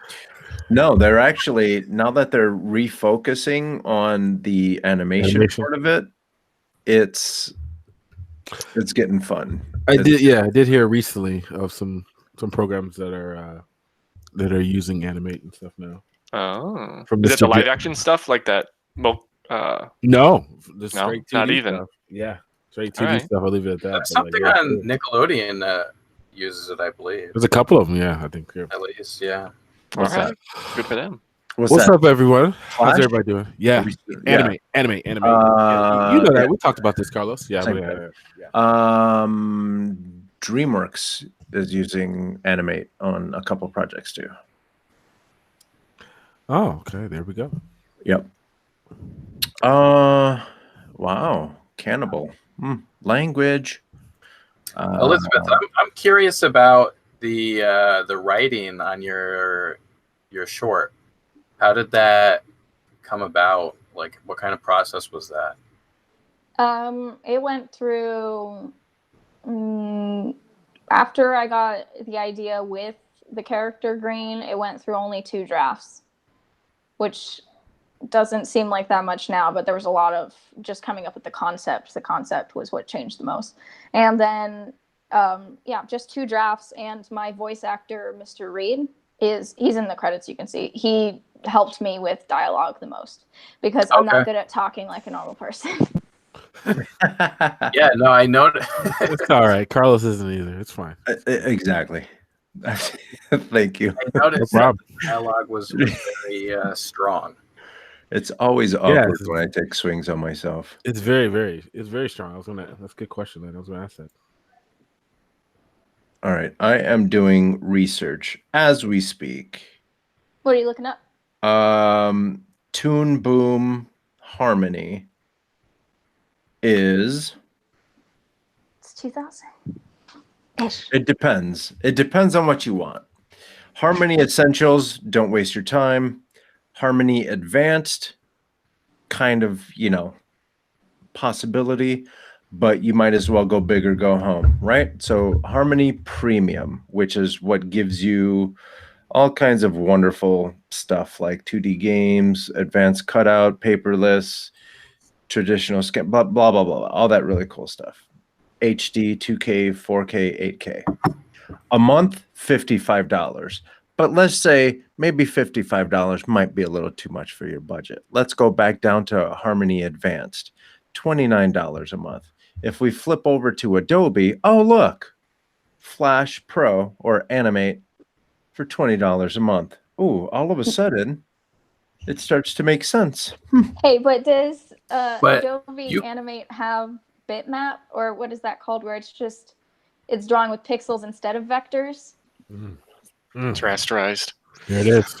Who needs that? What? I do. That's the only thing I've ever animated in. I couldn't. Vectors would be a learning experience. Yeah, you won that one, Ellie. Good job. I know. Shots fired. What? Like she had it locked and loaded. She already had. I know that's a sore subject here. I know. No, I mean, I feel fine. Okay, so look at because I am the answerer of questions, right? So let's say you did want to do something and I know that you're gonna say, yeah, but then you have to, right? So let's say you get Animate for $20 a month. You can still get Toon Boom for $10 a month, though. How dare you? Yeah. You can get it for $10 a month. Essentials doesn't with the student. Is there not a conflict? The student price. Student pricing. There it is. Okay. Student price, and you do not need to have it. Smart Mouth's internet is acting up. I can't hear Landon anymore. He's gone now. What is the student pricing for Adobe? I don't know. Oh, you have to have these answers. You guys keep swinging on me, dude. I'm just asking questions. What I do. Watch. Student and teachers save over 60% on our most popular plan, which is get creative. Oh, hold up. You can hang on. I got that startup internet. You could do this. Students and teachers save over 60% on our most popular plan. Get the Creative Cloud All Apps plan for only $19.99 a month for the first year and $29.99 a month after that. They don't give you a discount. But you get it all, son. But you're not going to be using all of it. But you actually have to be a student for that. For Toon Boom, you don't really have to be a student. And then it goes right back up to $30. Hang on. So you can lie. So Landon, basically, you're basically telling us that we need to possibly go to jail just to get. Hey, I'm just putting it out there that I'm teasing. Toon Boom is the real deal. Because that's what I'm going to do. I'm going to get it for $10 a month. Oh, I thought you were going to say that's what you're going to do is go to jail for being a liar. No, but yeah. So the Toon Boom is just a $10 a month, just in general. Yeah. For the lower version. Cool. Well, either way, both of those. There's options. Yeah. And it doesn't hurt to dabble in all of it. And it's not that you want to get to be a pro in it, but you just don't know. Like, let's say you go into a studio, you're making some animations, and then you slide into a studio. One studio might be a Toon Boom studio. The next one that you work at might be Flash. The next one might be Sketchbook Pro. Right. I plan on learning the studio standards. Yeah. I know nobody uses Digicel, but I'm going to use it for my short films. But at the same time, don't give up on it, because there's a lot of studios that they want to see your potential. They can teach you software. Yes. Mm-hmm. You know, whereas for you, as an example, you're already writing for animation.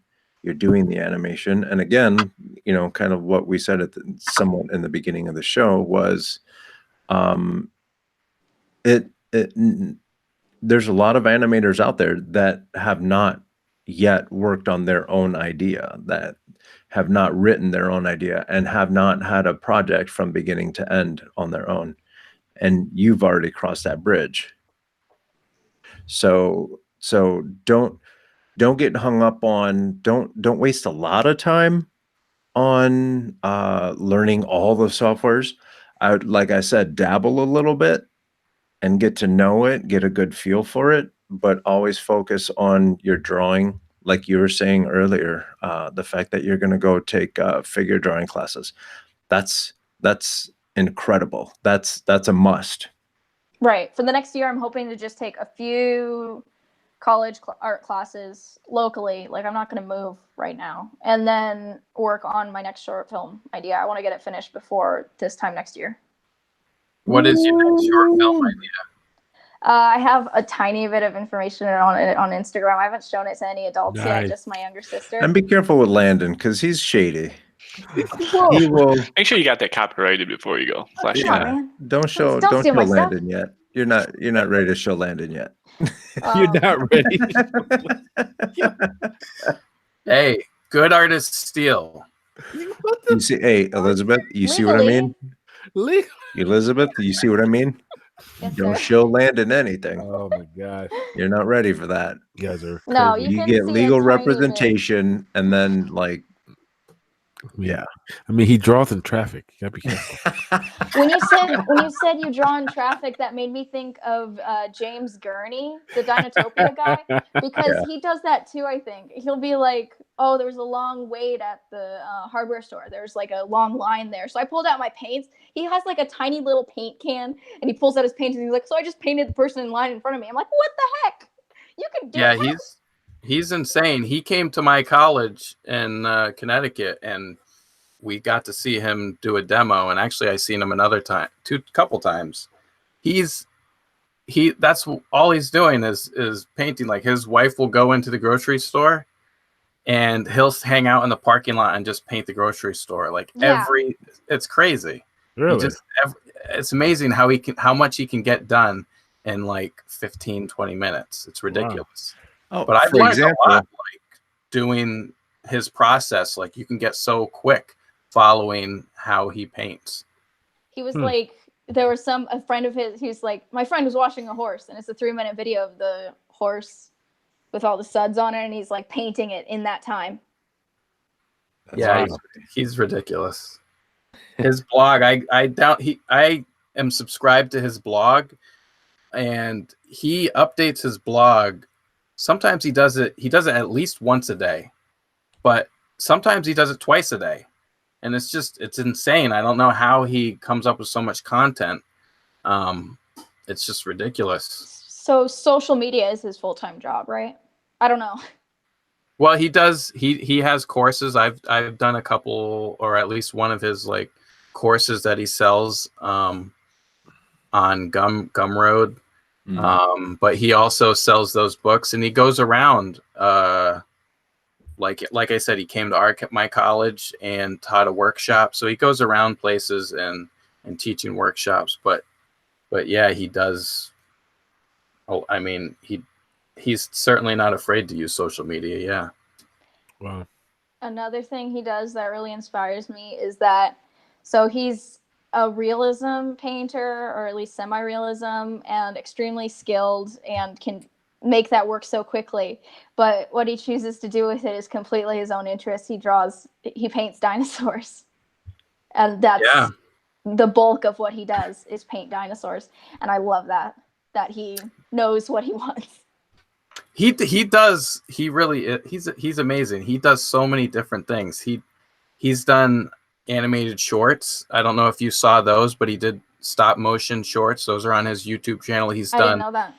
Oh yeah, in the past year or two, he's done a few shorts, stop motion, and all of his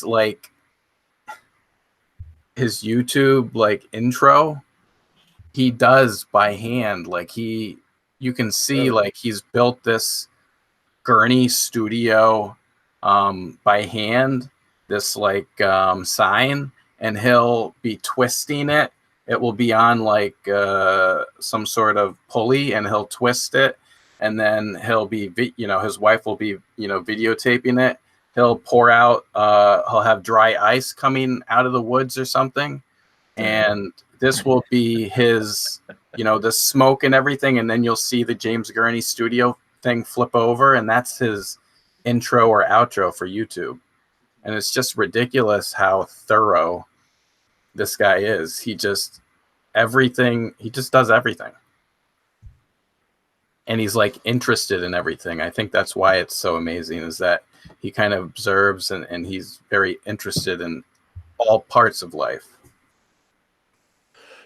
Do you guys find that as a creative, it's like that?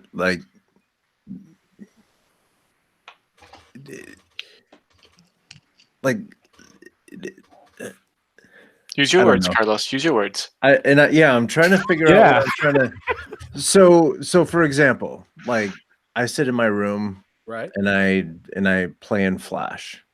Okay. And then I go to whether I watch something on YouTube or I go somewhere and I see someone painting. Right. I'm like, oh, I need to do that. And then you go and you see someone do oil painting, and you're like, oh, I need to do that. And you see someone do watercolor. So I need to get to. Oh, the whole squirrel. You know what I mean? Yeah. I want to do it all, but there's only so much time in a day. Yeah. We call Don't sleep. Don't sleep, Carlos. You can do it. Corey's crazy. Looks so serious when he said that. Don't do it.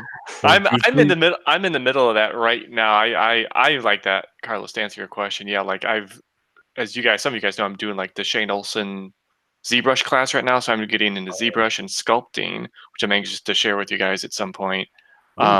Which Elizabeth, I'd recommend maybe not ZBrush per se, but even hands-on clay sculpting, anything to learn anatomy from a different perspective outside of drawing helps with drawing, helps with animation. And I think, to Carlos's point, I think all that stuff, and to this James Gurney, the reason he's so good is because he does all that stuff and he takes all those tiny lessons from something tangential to maybe his initial interest and brings it in collectively. So yeah, I've got I'm building stuff, I'm doing woodwork, I've got paintings, I'm sculpting, and I liked your skateboard.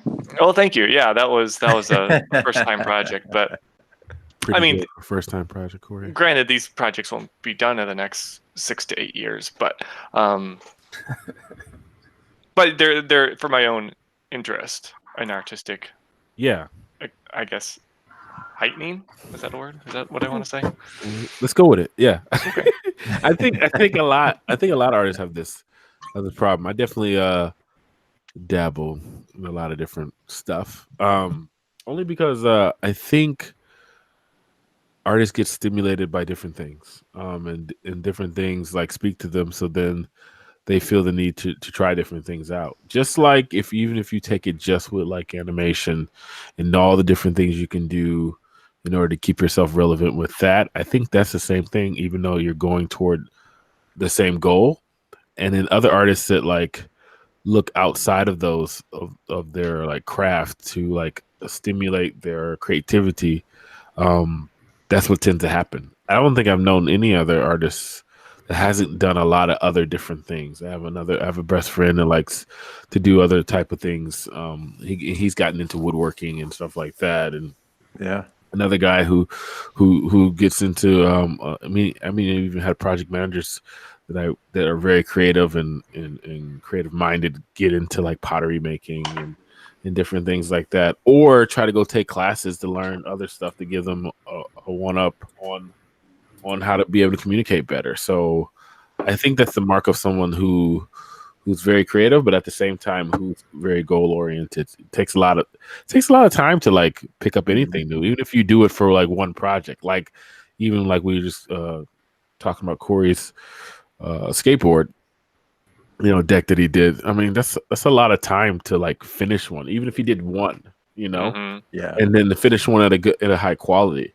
So I think the key is, and that's the key thing I tell myself all the time, and sometimes it doesn't always happen, but the key to a lot of those things is to make a goal for what you want to do in that particular different aspect of a hobby or whatever you're doing, or a different avenue of art, and then set a goal and make it attainable, and then do it. So even if it's one thing, that's a win. I always tell my artists at work, find a way to get a win today, because if not, it just means you suck. No, find a way to get a win in general, because finishing goals. I don't know where I read this. I don't know if it was Gary V or somebody else, but finishing goals is very important, in life. Jake Parker. Maybe Jake Parker said it too. A product, not a project. Yeah, that's his saying. You want to have an end thing, an end piece, something to show for it. I remember learning that in our life development class in art school. Yeah, which I think, Charlie, you may have been in that class. Yeah. Where it was it's an old school thing where it was gosh, Corey. I remember our teacher talking about how he had an assistant or secretary at some point in kind of a different career who never finished anything. She'd be like, "Oh, I'm going to do this," and he'd be like, "Great," and then she'd come back the next day and he'd say, "How's this thing going? I haven't finished yet, but I got another idea that I'm going to do this." And he's like, "Great," and that was just her whole cycle, and she never finished anything. And there's something built into us as humans where we like to check lists. So making that whole advice of making small goals that are obtainable so you can check a list, the more checks you make, those little endorphins go off, and that builds momentum into finishing what you're doing. I think it also, even if we take it back to the regular art stuff, if it's animation, if it's modeling, if it's design or whatever, pushing forward toward having finished pieces in your portfolio and all that other stuff, even from a hiring standpoint. For me, I can point out now the hundreds of performance shows I've been to and the interviews I've been on. I can point out right away what an artist has done in college based on their portfolio, because I've been there, I've done it at one point in time, and it's a tall tale of what happens, right? Like if you have a bunch of unfinished work, if you're going for like modeling or lighting or texturing, all you have is a bunch of gray models on your website. That someone may look nice, but they're not done, they're not fully finished. If you have a bunch of animation tests, which are good, but they like, maybe I've seen pieces of tests, like half tests, like they call them sketches or whatever. Sometimes students like to call them or something like that, especially for digital stuff, like, but not a lot of finished pieces of animation, like nicely polished finished pieces. And you might not have a lot of those in your portfolio, but at least, one or two that you're really proud of. And maybe Corey can speak to this more, and anybody else, just the animation stuff. Maybe that's the problem with my demo reel. Thanks, Charlie. That equates to it too, because like, well, even think about, Corey, your reel you did, after you left Animation Mentor, or a reel you had after being in the industry for a couple of years. You have a bunch of stuff on there that can be considered final animation. Mm-hmm. Yeah. For us as artists, it's never final, but final in terms of it being a shipped product, or if it being a finished piece for a thesis or a graduation or something like that, that shows so much more of work ethic and so much more of like grit and what you have in you as an artist to see things all the way through. So yep. That's my whole thing. And yeah, that sounded pretty good, didn't it? Yeah, pretty good. Cool. It did. Somebody write that down. Yeah, write it down. We'll have to go back and edit that. Anyway, I wanted to talk about your experience, Elizabeth, going to this animation festival. Was it the first time that you ever went to anything like that? Yeah, it was the first art-related event I think that I've ever gone to. When I think about it, yeah. That's the first thing I've gone to. It was great though.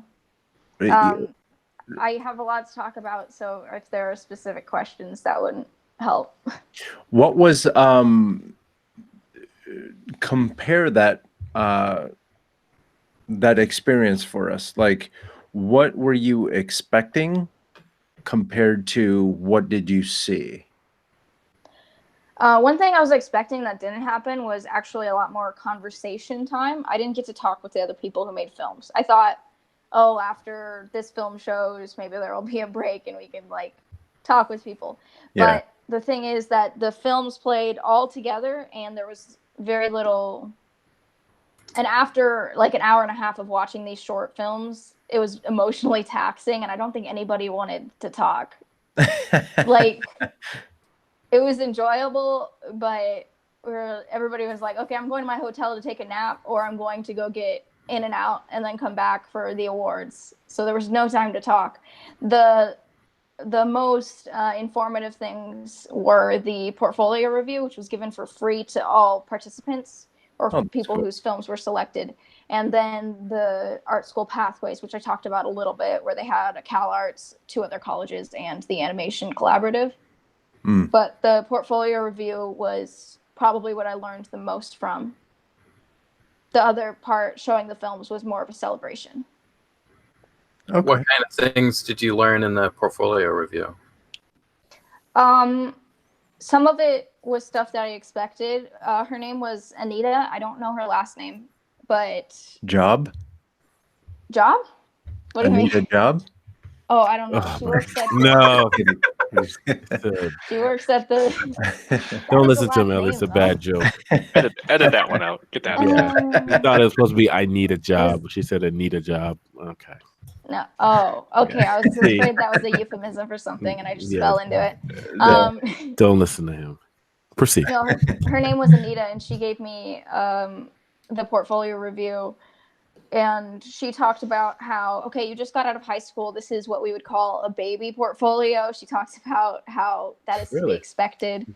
And she said, for instance, in an actual portfolio, you would want more variety. You can see my portfolio on YouTube right now. And it's 90% the robot shop, because that's what I've worked on for the past year. It's been 2 years. Yep. It's been 2 years since I started the robot shop. That's awful. And so that's what I've been working on, and that's what's in my reel. and she said you want to do a mix of small and large projects, which was good to hear because I was actually thinking of launching into another full-scale project, but I think I'm going to do a smaller animation thing first before I work on my next short film. Yeah. Other than that, she said the Walt Disney Family Museum offers classes like career counseling, which I think is going to be really useful. Oh, that's nice. Yeah. Dad just reprimanded me about my Anita job joke. He said, "Bad joke." It's a smart man there. Yeah, it is. No, that's cool. I didn't know they offer classes like that. I'm just sad I repeated it after you.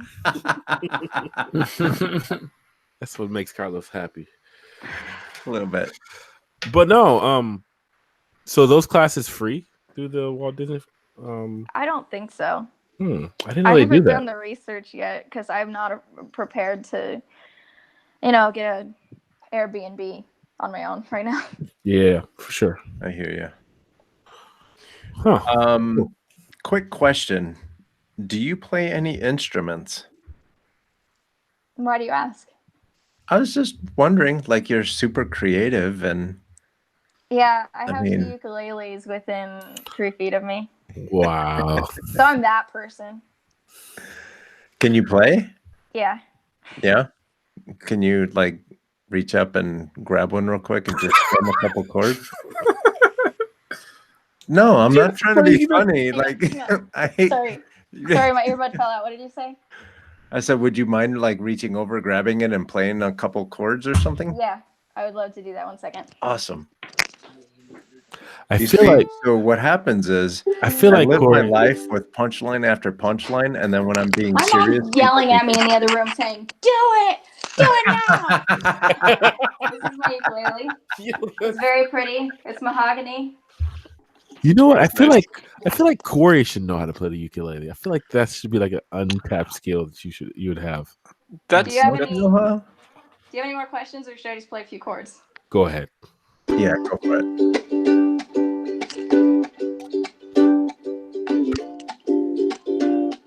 You can't see it, but this is probably my most ukulele sounding song. I like it. I've been telling Elizabeth that she is the first a lot of things on this show. I don't think we've ever had anybody play anything. We have never. Ever. Ever. Yeah. Good job. That was nice. Yes. My mom's trying to tell me to sing, I think. I don't know what she's yelling. Do you sing? Me? Yeah. Are you going to sit next to me? Can I tell you guys a story real quick? You guys are going to like this one. I was at Jack's house over the weekend, and there was we had a small gathering for dinner, and one of the people that showed up was this singing teacher. And she looks at me and she goes, "Do you sing?" I said, "Only karaoke, like in the car and stuff." She goes, "You have a wonderful body for a singer, but I can tell by the way you talk that you can't sing a lick." Wow. That's nice of her. It's like, okay. Rude. I mean, she saved me a whole bunch of money, singing class money. Awesome. That's crazy. She's like, "Do you have extra teeth like Freddie Mercury?" "No, ma'am, I do not." No, I do not. I'm so sorry. Is that Daniel? Yeah. Welcome, Daniel. Hi, Daniel. Nice to meet you. All that harassment we do on chat. Now we know who we're looking for. Yeah. Can you fix your hair? Don't make me look bad. Wow, I'm kidding. I don't actually care. So now that Daniel's here, does that mean that you both are going to sing? No, he can't sing. Yeah, I can't. Yeah, wait. Maybe he can learn. I can tell by the way you I'm talk. personally offended. I don't know. I still think Corey knows how to play ukulele. So. I was a drummer. I have a ukulele. It's kind of. I knew it. I knew it. felt it. I just felt it in my spirit, Corey.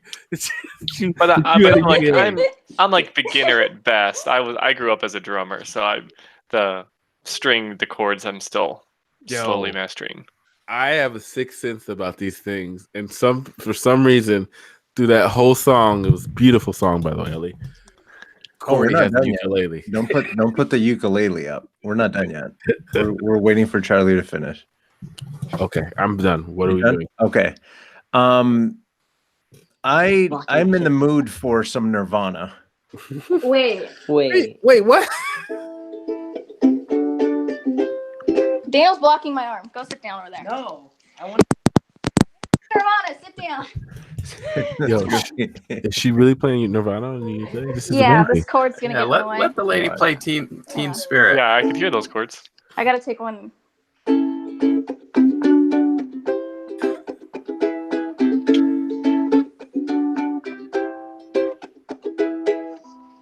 I'm a little shaky right now. Yeah, that was really good. But now you so have to like sing. Spirit. But now you have to sing. I don't sing that one, but I do sing other songs. How long have you been playing, by the way? Like Drew said, hello, hello, hello, hello. Yeah. I don't sing that one though. Mainly because I couldn't sing it in front of my siblings. That song has some bad words in it.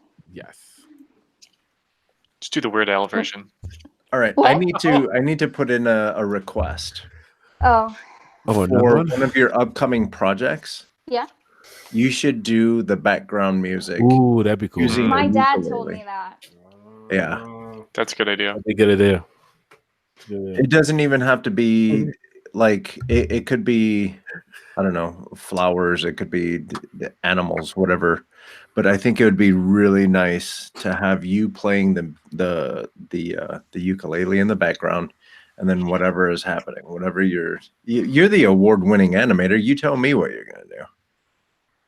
My next short film is probably gonna have a soundtrack by a good friend of mine.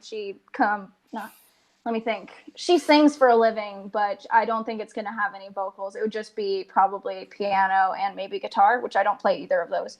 But she composes music for her church, so she could help me out with music in the future.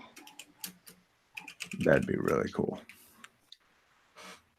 She also plays harp, which is one of the most difficult instruments to play. Ooh, I've heard that before 60 too. Strings. Yeah, I've heard And that. if you got tiny arms, not gonna happen. Dunzo. Look at Calm down. Well, I don't know what was worse. I think it's the Corey's Dunzo right after. I think Corey might be the only one that understands the flow of the show. I talk stupid stuff, and you guys back me up. Yo, I like the ukulele background music. It's great. Elizabeth White. That's what you need in the background of the animation. Might be a permanent fixture on the show. Yeah. You know, Jack's gonna be jealous when Jack's gonna listen to this randomly. Why? Can we get a sound sample for Jack's little box or whatever? Yeah, she just back Oh there yeah, playing. huh? No. I Or a want theme her. song? I want her as a permanent fixture, right? So then, what we do is we'll do like the fun prompt, and then we'll have a musical intermission. That sounds okay. I'm only saying this because it's me. That sounds like a terrible combination of podcast ideas. Just I'm only saying that. Yeah, let them know. You talk. Hey, you talk. Let them know. You think that stopped me in the past? It's like a combination music and drawing podcast. I don't know if that would work. Yeah, Jack will be like, no. You have to be very careful with the formatting. Yeah, listen to her, Carlos. Yeah, she is wise. Speaking don't turn of which, me into a know-it-all. No, it's not at all. Yeah. Speaking of which, when you're drawing and creating, are you the type of person that listens to music while you draw? Recently, no. I've only been listening to podcasts because with music, I have such particular tastes and it changes every day, every hour. I'm like, I can't listen to this right now. So it becomes such a distraction. I need to listen to something. Yeah. I like to listen to really long YouTube videos, usually about movies, and then I like to listen to podcasts, which is usually Dungeons and Dragons. Yeah. Okay, what Dungeons and Dragons podcast do you listen to? So main one, right? Wait, are you asking which one? Which one? Do you have a bunch of them? The only reason I asked is because I had a buddy that just started doing this. I listen to The Adventure Zone, and I listen to Sneak Attack. I think those are the only two. Is the Sneak Attack one that's live? Is that the one they do live? The one they do, the most famous one they do live is Critical Role, which I tried listening to, but I couldn't get into it. Okay, I haven't listened to this yet. He's been begging me to get into this because he's to Critical Role. Yeah, he's just dying. He wants to do it for real. He wants to do Dungeons and Dragons for real. This is Patrick, by the way, guys. And like, Patrick, he'd been into this. He found this whole live podcast stream type deal. I guess it's on YouTube, right? Is it YouTube? It's on, I think, YouTube primarily. It's been going Twitch, on for like Twitch too, I think. What's it called? Right. It's called Critical Role. Critical Role. But like, you can you listen to it, and obviously the dungeon masters are really, really good. I feel like Corey, you'd be a good dungeon master. Just saying. I've done. No. No, I've never done D&D. Charlie is calling him out on everything. I've never done D&D, but my kids, there's like this young kid, like it's called like Adventure Book or something like that. It's the intro to like role playing where you give them a character. My girls did it, and it was hilarious. It was hilarious. That's for a whole nother podcast, but hilarious. But anyway, he's been getting into this thing, and I this is like the last couple of weeks. And he keeps asking me to listen to it, and I started to, and then something came up, I stopped. But it's kind of interesting. They do it live. The dungeon masters he's pretty good, and there's like 3 or 4 other people on there, and interactive with the audience too. Okay, like the audience can actually like send stuff to certain people and help them out. Like I don't think that's Critical Role. Then is that not Critical Role? One of these ones is like that, where like I've heard of that, but I don't know the name, Charlie. Like me either. Where like they help out different people, items and stuff. I'm gonna go ahead and point something out, because our dear friend Patrick likes to talk a lot of smack about Sketch Zone is long. Critical Role podcast, 3 hours and 49 minutes, 3 hours and 55 minutes. Oh my God. Patrick is you and me in the alley when I see you, buddy. I cannot get into Critical Role. It's just so long. Yeah, it's a little different format. It's a little different, but yeah, they just had my friend. They just had an art gallery showing in Alhambra here, Los Angeles County, where all the they had a whole bunch of fan art on display. And actually, my friend went there, and then they did it live downtown, and he went and saw the live show, but he was like super excited. He met everybody at the gallery show. Oh, wow. And it was pretty crazy for him anyways. It's gotten pretty big. And I didn't know how many different Dungeons and Dragons like podcasts and Twitch streams there are. Like I just went on Twitch one night and was like trying to look for this one he was telling me about, and then kind of went on to the different ones. And there's been some, I don't know. Right now, I think the Dungeon Masters are like the star of these shows, because like there was a couple of them where I stopped and it was like, this guy's doing really good with this whole like organizing this story and like keeping the people on task.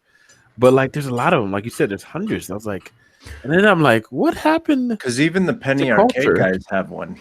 Yeah, the culture is so different and weird now. Like, I got introduced to Dungeons and Dragons, and I've never played really. I played a little bit, but not really. But just back in the day at the game studio I worked at, me and Corey worked at the same game studio actually, and they would do that on a certain night in the game room. And they had that big, huge mural or like setup, Corey, in the game room. I remember that. It's like a big, huge, like pool table size, like castles and everything. They would do it. And the game designers would try to get me to do it one weekend, and I did it. I'm like, okay. I'm only going to do this a couple more times. I'm done. It was just like, it's game designer fun. Good night, Daniel. It's crazy. But like it's just interesting now because like that used to be like a taboo thing. Not taboo, but like more so like a niche thing that you would see at like those like game shops where you go buy board games and stuff like that. They would have them. It's like a thing, like trading cards. It was a thing for a certain group. Now it's all over the place. Yeah. Have you seen Stranger Things? Yep. Yeah, I've heard of it. That I both don't not watched it.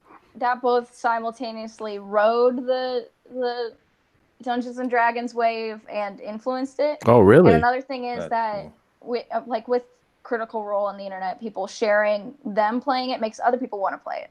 And they've started to take themselves less seriously. That's been a huge thing because now you don't have to buy the hundreds of dollars worth of minifigures to get into it. Oh, okay. So it's a yeah, because sometimes the guys are like used to play with the studios used to be really into like building the figures and painting them and then get them just right to play with them in these games or whatever. Yeah, when I played, we didn't use any minifigures. We used checkers at one point just to tell where our characters were, but that was because I was playing with children and they weren't paying attention. Huh. Kids. I don't. It's fascinating that the culture has shifted, and that's kind of like a main thing right now. Because I was just surprised at the sheer amount of different Twitch streams that were going on and YouTube channels that were doing it. And I was like, they need their own little like channel Twitch. It's called D&D. Who's the real famous actor? The big guy who plays D&D. It's Sofia Vergara's husband. Oh yeah. And he does like a podcast maybe or a show. He just did like a live show. He did something with other celebrities playing a live show of D&D or something. Yeah, but he's like, what's his name? He's a real jock looking guy, although a very good actor by all intents and purposes and a nice guy. Yeah. But you wouldn't look at him and peg him as a D&D player. But I guess he's converted his entire basement to his D&D lounge. It's so interesting to me. Elizabeth, you know who else has surprisingly gone extremely geek is Terry Crews. Well, yeah, I watched him the whole last 2 years, like build out his computer. No, Joe Manganiello. Yeah, no, I can't say it. Manganiello. I posted it. Manganiello. That's the what name are you trying to say? It's in the chat. It's the guy, the famous actor that plays D&D. Yeah. Oh goodness, I'm trying to. Lanny, you had a question? Oh well, I was wondering, Elizabeth, like what? Obviously, you play D&D. I would assume you're pretty into D&D if you're listening to podcasts. Do you find that it seems like it would be a good way to practice creative thinking and maybe develop stories that way and maybe help you create characters and stuff? Do you find that is the case, or like did that help you maybe in your animation when you're short? Did that help you, did those skills transfer to your short animation? I think that for me, it has gone both ways. Sometimes D&D would make me want to draw more because I was the dungeon master for my family, which was my older brother, my younger brother, and my younger sister was our group of 3 players, and I was the dungeon master. The only problem with that was that the dungeon master is the most time-consuming job, so ideally I would want to be a player because then I could draw more. Yeah. But so yeah, we came up with a ton of scenarios that we're thinking like this could be, if I had time for it, a fun animated short. And there were a lot of hilarious moments. I think that's part of what D&D has become known for recently, because you take yourself less seriously in the culture now. For instance, there's a character on my Instagram. It's a American robin, like the bird, in a hoodie, and that character has become my older brother's new D&D character. Oh, cool. Oh, okay. Nice. So, I didn't come up with a name for him. I didn't even realize there was a pun in it, but he named him Robin Hoodie, like Robin Hood, and so now he's going to play an archer character. Robin Hoodie. Yeah, if you look on my Instagram, it's a Robin wearing a green hoodie. It's a little ways down. Oh, that's cool. It seems like it would go hand in hand. I think you're right. I might try and start up. Maybe if my one friend wants to start a D&D, I'll try and give it a go. But that critical role. I am your one friend, and no. Come on, Carlos. You have to. We just changed the sketch zone to the dungeon room. Yeah. Oh, you can't use that. Anything zone. with dungeon in the title has already been taken. If you want to set yourself apart, don't use dice, dungeon, dragons. Let's call it the Fungin room. The Fungin room. It sounded better in my head, but now it sounds like fungus. So let's throw that idea out. You had me at Funyuns. Want to go to the Fungin? Fungin sounded better in my head, but now not so much in real life. Did you? Hey guys, did you know it's late in Chicago? Yes. No. Sorry, it's only 11:30 here. I'm saying it's getting slap happy now. What are you looking for? But Critical Role, I wanted to say Critical Role, they just raised over $10 million, I believe, for an animated series, a Kickstarter. They raised $10 million for a Kickstarter. They're producing it. Yeah, it's getting produced by Titmouse, I think. I think it's released on Netflix. Yeah. Titmouse, if you're listening, I need a job. I would for real. Like if that's the one studio, if they called, I'd be like, I would drop everything and run out there. Okay, the Anita joke aside, Anita, who reviewed my portfolio, she actually recommended Titmouse as one of the few animation studios that still do 2D animation. Yeah, like with drawings. Yeah, that's a good place. Yeah. So thanks for joking about her name. I really respected her at the time. Wow, Anita, my apologies. That was Landon that said that. Oh, dang. And wow, really throwing me under the bus, huh? Wow. Where is Titmouse at? LA. They're in Hollywood. Yeah. What are they have like figure drawing classes there too. Like I should go honestly sometime. But they have open, like they have figure drawing there. I think you can just spend like $10 and go hang out there. That's pretty cool. Yeah. All right, so let's take a look at Robin Hoodie. Boom, there he is. Somebody just commented that the McElroy brothers are the Critical Role guys. They are not. The McElroy brothers are the Adventure Zone guys. Told you. I mean, I might be misreading their comment, but I think that's what they were saying. Also, I don't know how old this comment is. Relatively new, but it says the McElroy brothers could not be stopped. Not really sure who. Anyway, their other podcast is My Brother, and Me. Yeah, the McElroy brothers do My Brother, and Me, and The Adventure Zone, which actually have their graphic novel. If you're talking more about art and Dungeons and Dragons overlapping, right. I would show it on camera, but it's very full of cursing. Like it's not an explicit comic otherwise, but there's so much cursing. What's it called? It's a comedy. What is it called? The Adventure Zone. Their second graphic novel is coming out in a few months. Is it like trade paperback style, like thick? Do you want me to? I can show you the cover. I got to put my ukulele down. I've been holding it this whole time. Whatever you do, do not put the ukulele down. I just did. I'm gonna go get the graphic novel. I'll be right back. I can't hear you for a few seconds. Now we can talk about her. Yeah, y'all. Waiting for her family to start making fun of her in the chat. Yeah, no, Daniel went to bed. He's the one that gives her a hard time. Oh, okay. Oh, I see it. Yeah. It has really great art. The art is not made by the people who created the show. Is this separate from the show, or is this sponsored by the show?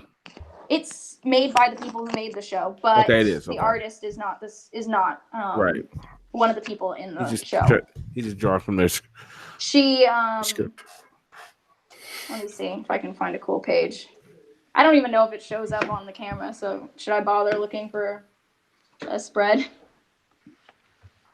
I'm sure it shows. No, it shows up on the camera. Oh, that's fine. Yeah. Sure. I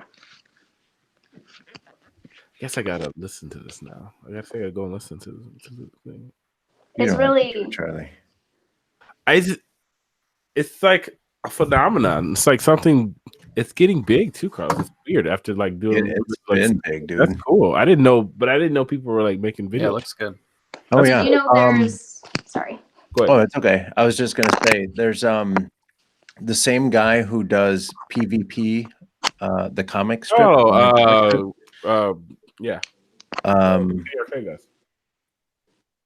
Yeah. Oh, I was about to say his name. Anyway, so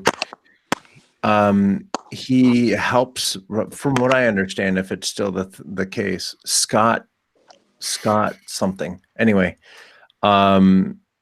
he was doing PvP, and then now he helps write it, and someone else draws it, and he does Table Titans, and he's been doing that for a long time. Wow, okay. A handful of years now. So, and then again, you know, you have he hangs out with all the Penny Arcade folks too. Right. So there's that whole crew has just been killing this Dungeons and Dragons thing and video game. Now they were doing that stuff before too, right? They were more video game. Okay. But now their lifestyle. they've moved into the D&D realm, and now they even have where they'll play a D&D game and they record it and they make a podcast or they make a YouTube video out of it. Yeah, it's pretty cool. Did you know that there is a large Dungeons and Dragons artist community making commissions? I can see that for people's characters and stuff. Yeah. So if you think about every game, there's usually at least 3 people in the game, and those are players with unique visuals. And people want to see their fictional character that sometimes they've made a story that they're very invested in. It might be as important to them as their favorite TV show, their game. And so they are commissioning artists to draw their characters, and it's a huge thing. No, I've seen that happen at the That's a great idea. I've seen that happen at the cons. That's happening in Artist Alley every year. Like people are like getting their characters made. I've seen that happen instead of a comic book character. Like, can you make my character? It's this.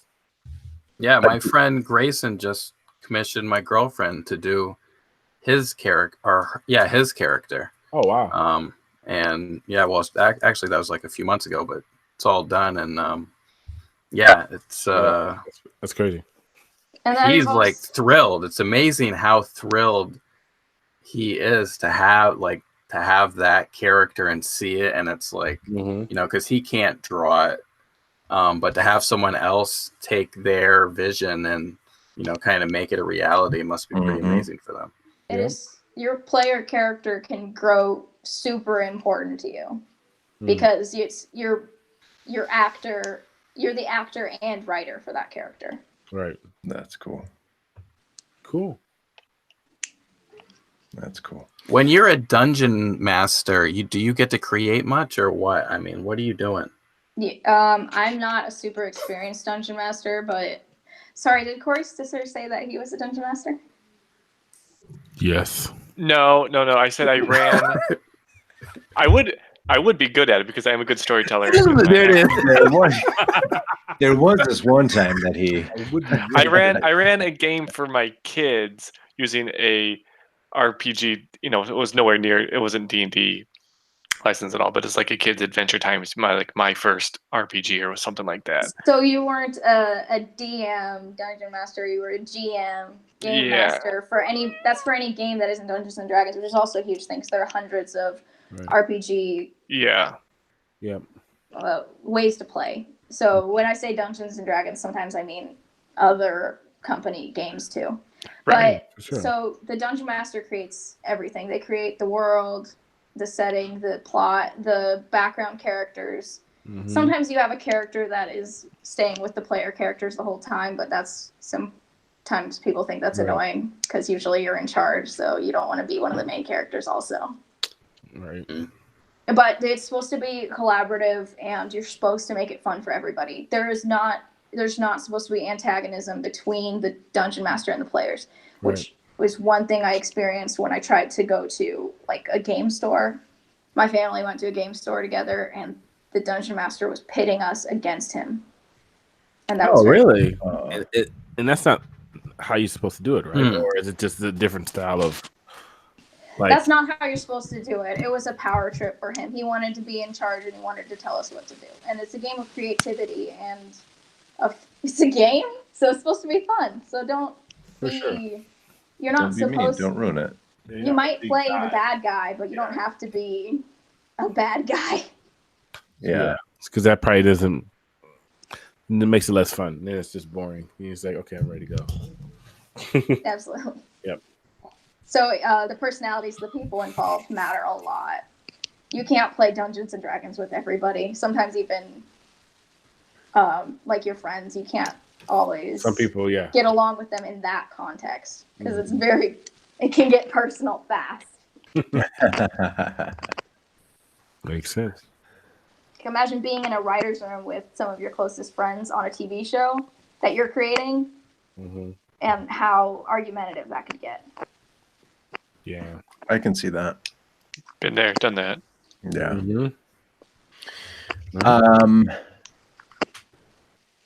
It's 11:30. Oh no! About that time. No. Well, hang on. I didn't even finish going through all the references in the Robot Shop. There are several more video game characters. Oh, you didn't say nothing but a thing. I was trying not to be bossy. No. It's okay. We'll do that now, and then yeah. I wanna. So there's a lot of Easter eggs in this animation. Hang on. What we'll do is we'll go to the beginning, and then we'll take a look at all of them. And it's okay if you're bossy. We need someone that keeps us in line. This is on recording. I can't be bossy on recording. They're going to bring this up in a job interview. You were rude this one time. Yeah, I know, right? All right. So what we've learned is we have some game references back here. Lucas from Mother. Oh, yeah. There you go. With PK, which I don't know what that stands for. I haven't played Mother. I played Super Smash Brothers, but that's my brother's favorite character in Super Smash Brothers, so I included him. All right. And then we went over to the register. Right there. Right there. There we go. 2314 on the register. 2319. It's a little dated. 19. And that's the code, the security code that they call on Monsters Inc. when one of the monsters comes back through the closet and then has touched a human. It has a sock on his head. Yeah. So human contamination. Human contamination. That's what I was looking for. And then if you just let it play, I think I can tell you when to stop it. Long arm. It's 2 minutes and 50 seconds.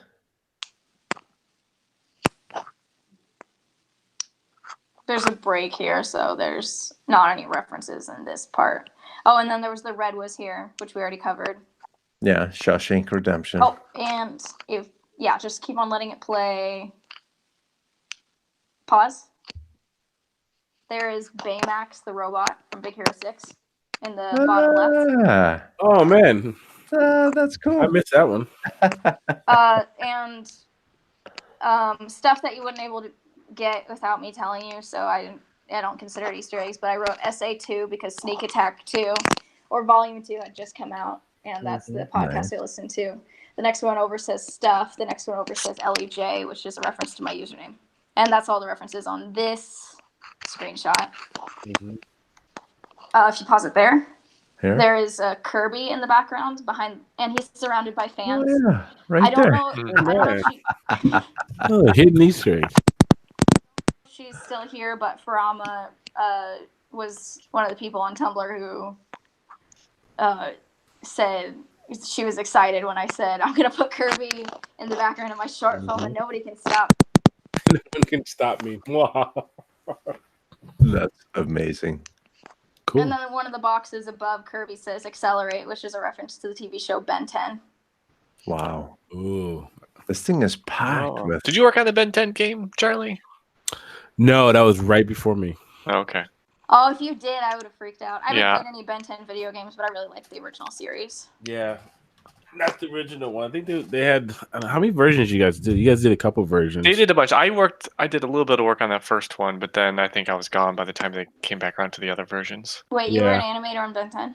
On the video game, like the first version, just a little bit. That's really cool.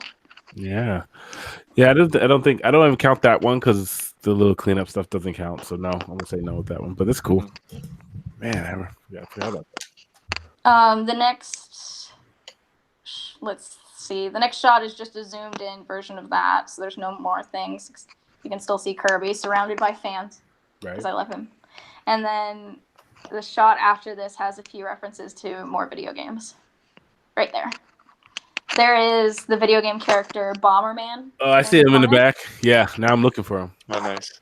Bomberman is the most similar character design to Green, the main character robot. He has a lot of... I mean, he has the square head and the dot eyes. Mm-hmm. Oh, yeah. Other than that, the capsules above Bomberman, those green bottles, are a reference to Pikmin 3.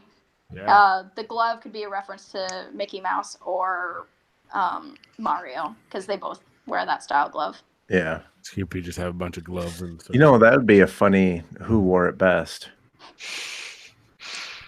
Also Bugs Bunny. Oh, yeah. Bugs is the real deal. I think that's... Let's see. I think that's it. Oh, one more thing I'd like to point out in the credits. Or if you pause it there, hang on. The sheet of paper says LAJBird Art, which is my URL, and then the other things are just Polaroids, which I thought were cute. Yeah. Yeah. That's cool. Yeah. It's way cool. I should say that my little sister recommended I put a bell on the table. The table was mostly blank before then. Nice. I like it. And then, those letters were hand drawn. That took a while. I can only imagine. Oh, wow. And then the very final, there we go. The credits. Yeah. If you pause it there, I was wondering if you noticed that the robot is different in the credits than he is in the shot that he gets hit. Putting Band-Aids on a robot probably wouldn't help it very much. Cool. No. That's a nice touch, though. It Yeah, he has adds a to bent the antenna personality. and Band-Aids, which I like to think that Green, the robot, put them on him. Right. Kind of apologizing.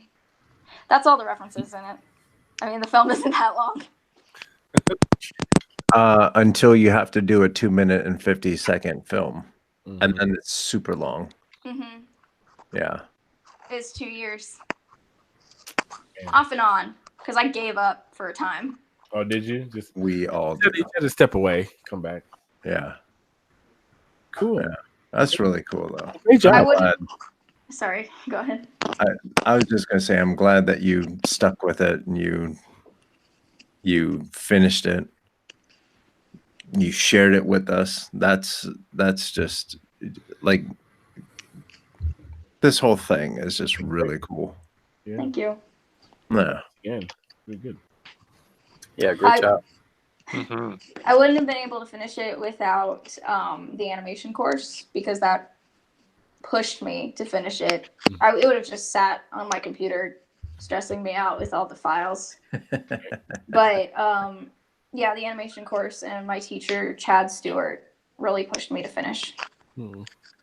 Oh, his name is Normal. That's no fun. Why? Because I need a job. That was Leave her comedy alone. gold. That was That's comedy not gold. Let's go down Carlos's resume. That's a normal name. I'm gonna talk to her in person someday again. I'm sure. And I'm sure not bringing this up. I'm sure you will. Let's go ahead and wrap this bad boy up. So let's see. Let's start with Elizabeth because she was here the longest. Yeah. Elizabeth, if people want to find you and follow your work online, where can they do that? It's in the credits of my short film, but yeah, I have all of. No, I did. I put all of my. She's comfortable now. What did I do? No, you just got a good feeling for the show, is what you did. No, I was. Yeah, you have to watch my short film to the end if you want to see. No, I'm just kidding. It's Ellie J Bird art on Twitter and Instagram, and Ellie J Bird on Tumblr. Nice. You know what? So I'm gonna follow you. JAY. I think. Oh, yeah. Perfect. But if people want the spelling, I can put it in the comments, but that'll take a minute. Or you can go back to the last shot in the short film so that people can see it. Oh, okay. Yeah. And I want to say that all that stuff is in the show notes. Otherwise, I'll make sure that they're in there. But if you're listening on iTunes, ELLIEJAYBIRD, and then that's on Tumblr, and the same spelling but art at the last for Twitter and Instagram. Yeah, Ellie J Bird without the art at the end was taken on those other two. Damn it! Wow. I actually found the account that's labeled Ellie J Bird. They have one post, and it was from, I think it's 10 years ago. But they took my name. Dummies. How about you, Landon? If people looking for you online, where can they find you?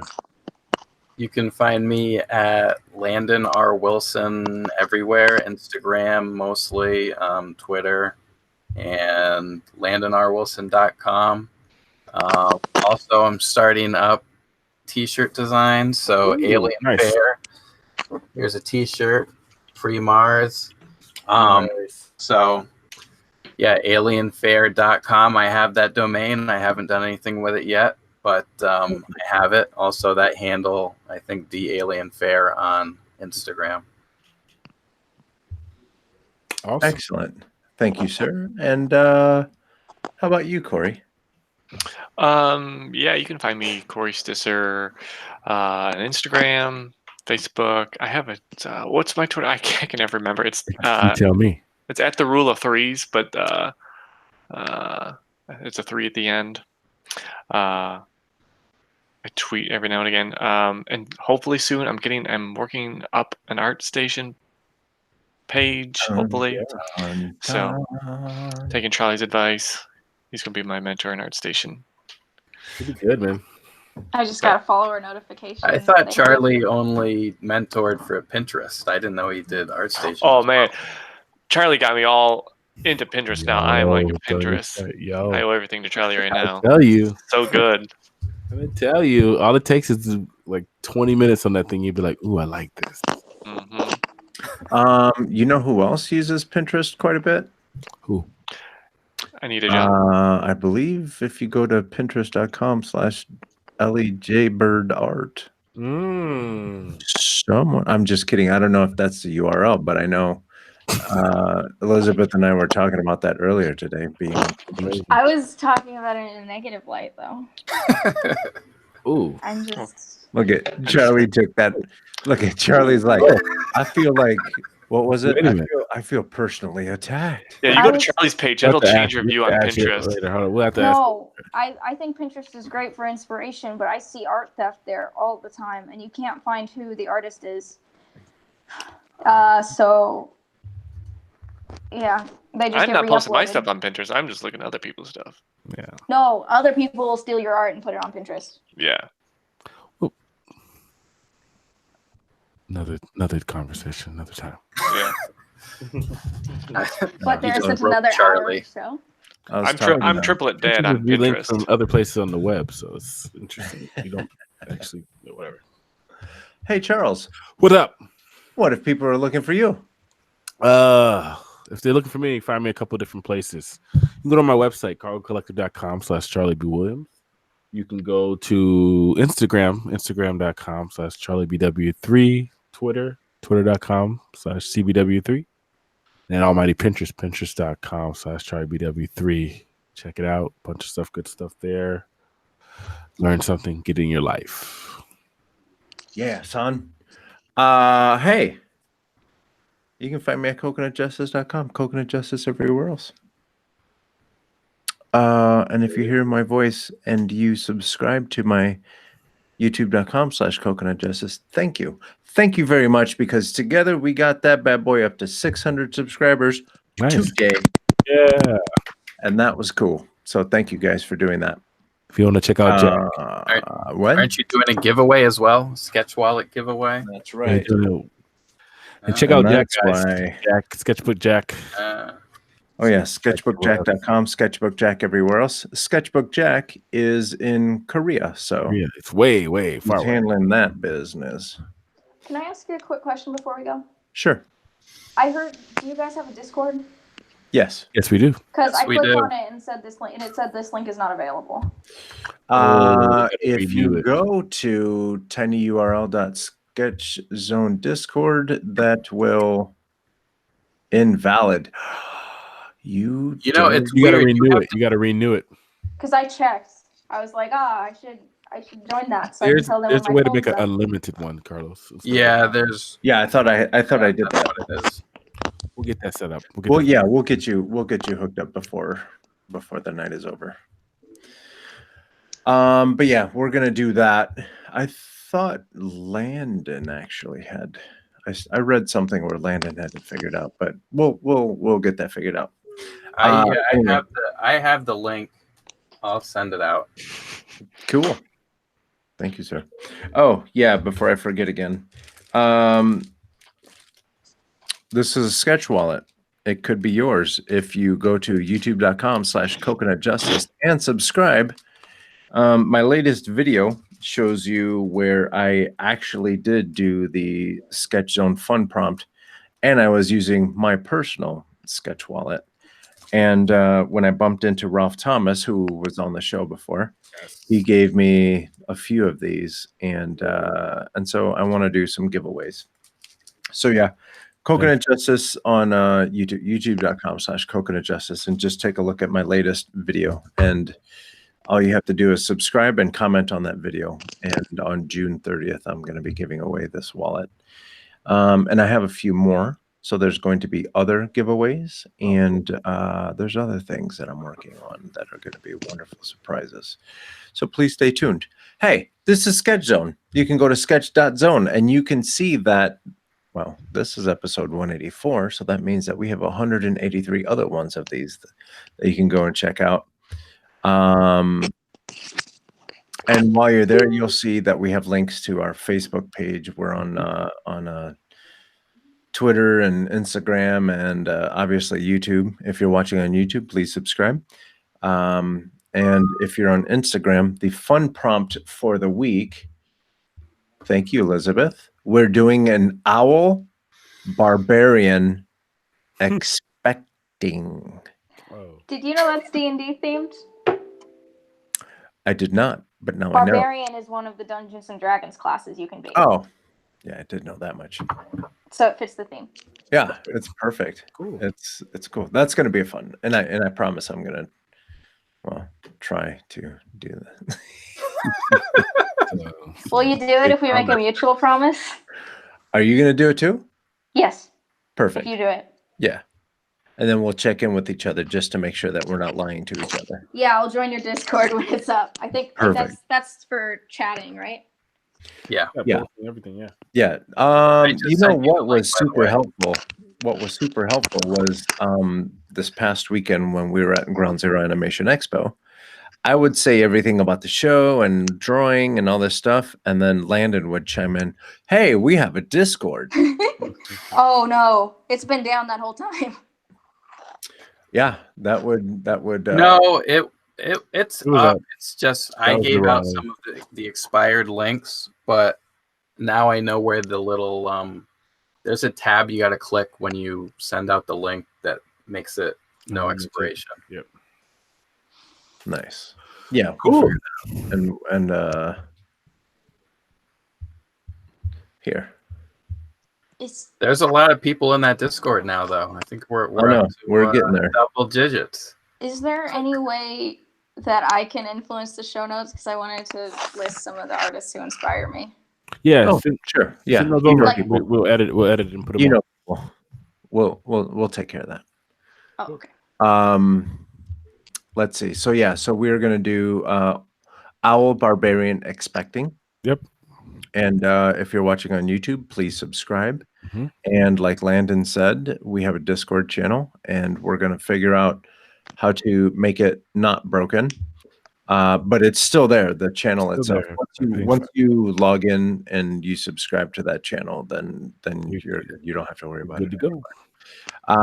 And again, you've seen how we do the show. We have live participants on the chat over there. So if you can be a part of it live, come on in. We try to bring in as many of your questions as possible. Otherwise, you can catch us on Stitcher, SoundCloud, Google Play Music, iTunes, and Spotify. Yep. I believe that's it for us. That's it. We can spike it and do a little end zone dance because this one's done, yo. Everyone have a good week. All right, guys. See you later. Bye, y'all. Thank you for having me. Bye, guys. Thanks again, Elizabeth. Don't hang up yet. Don't hang up yet.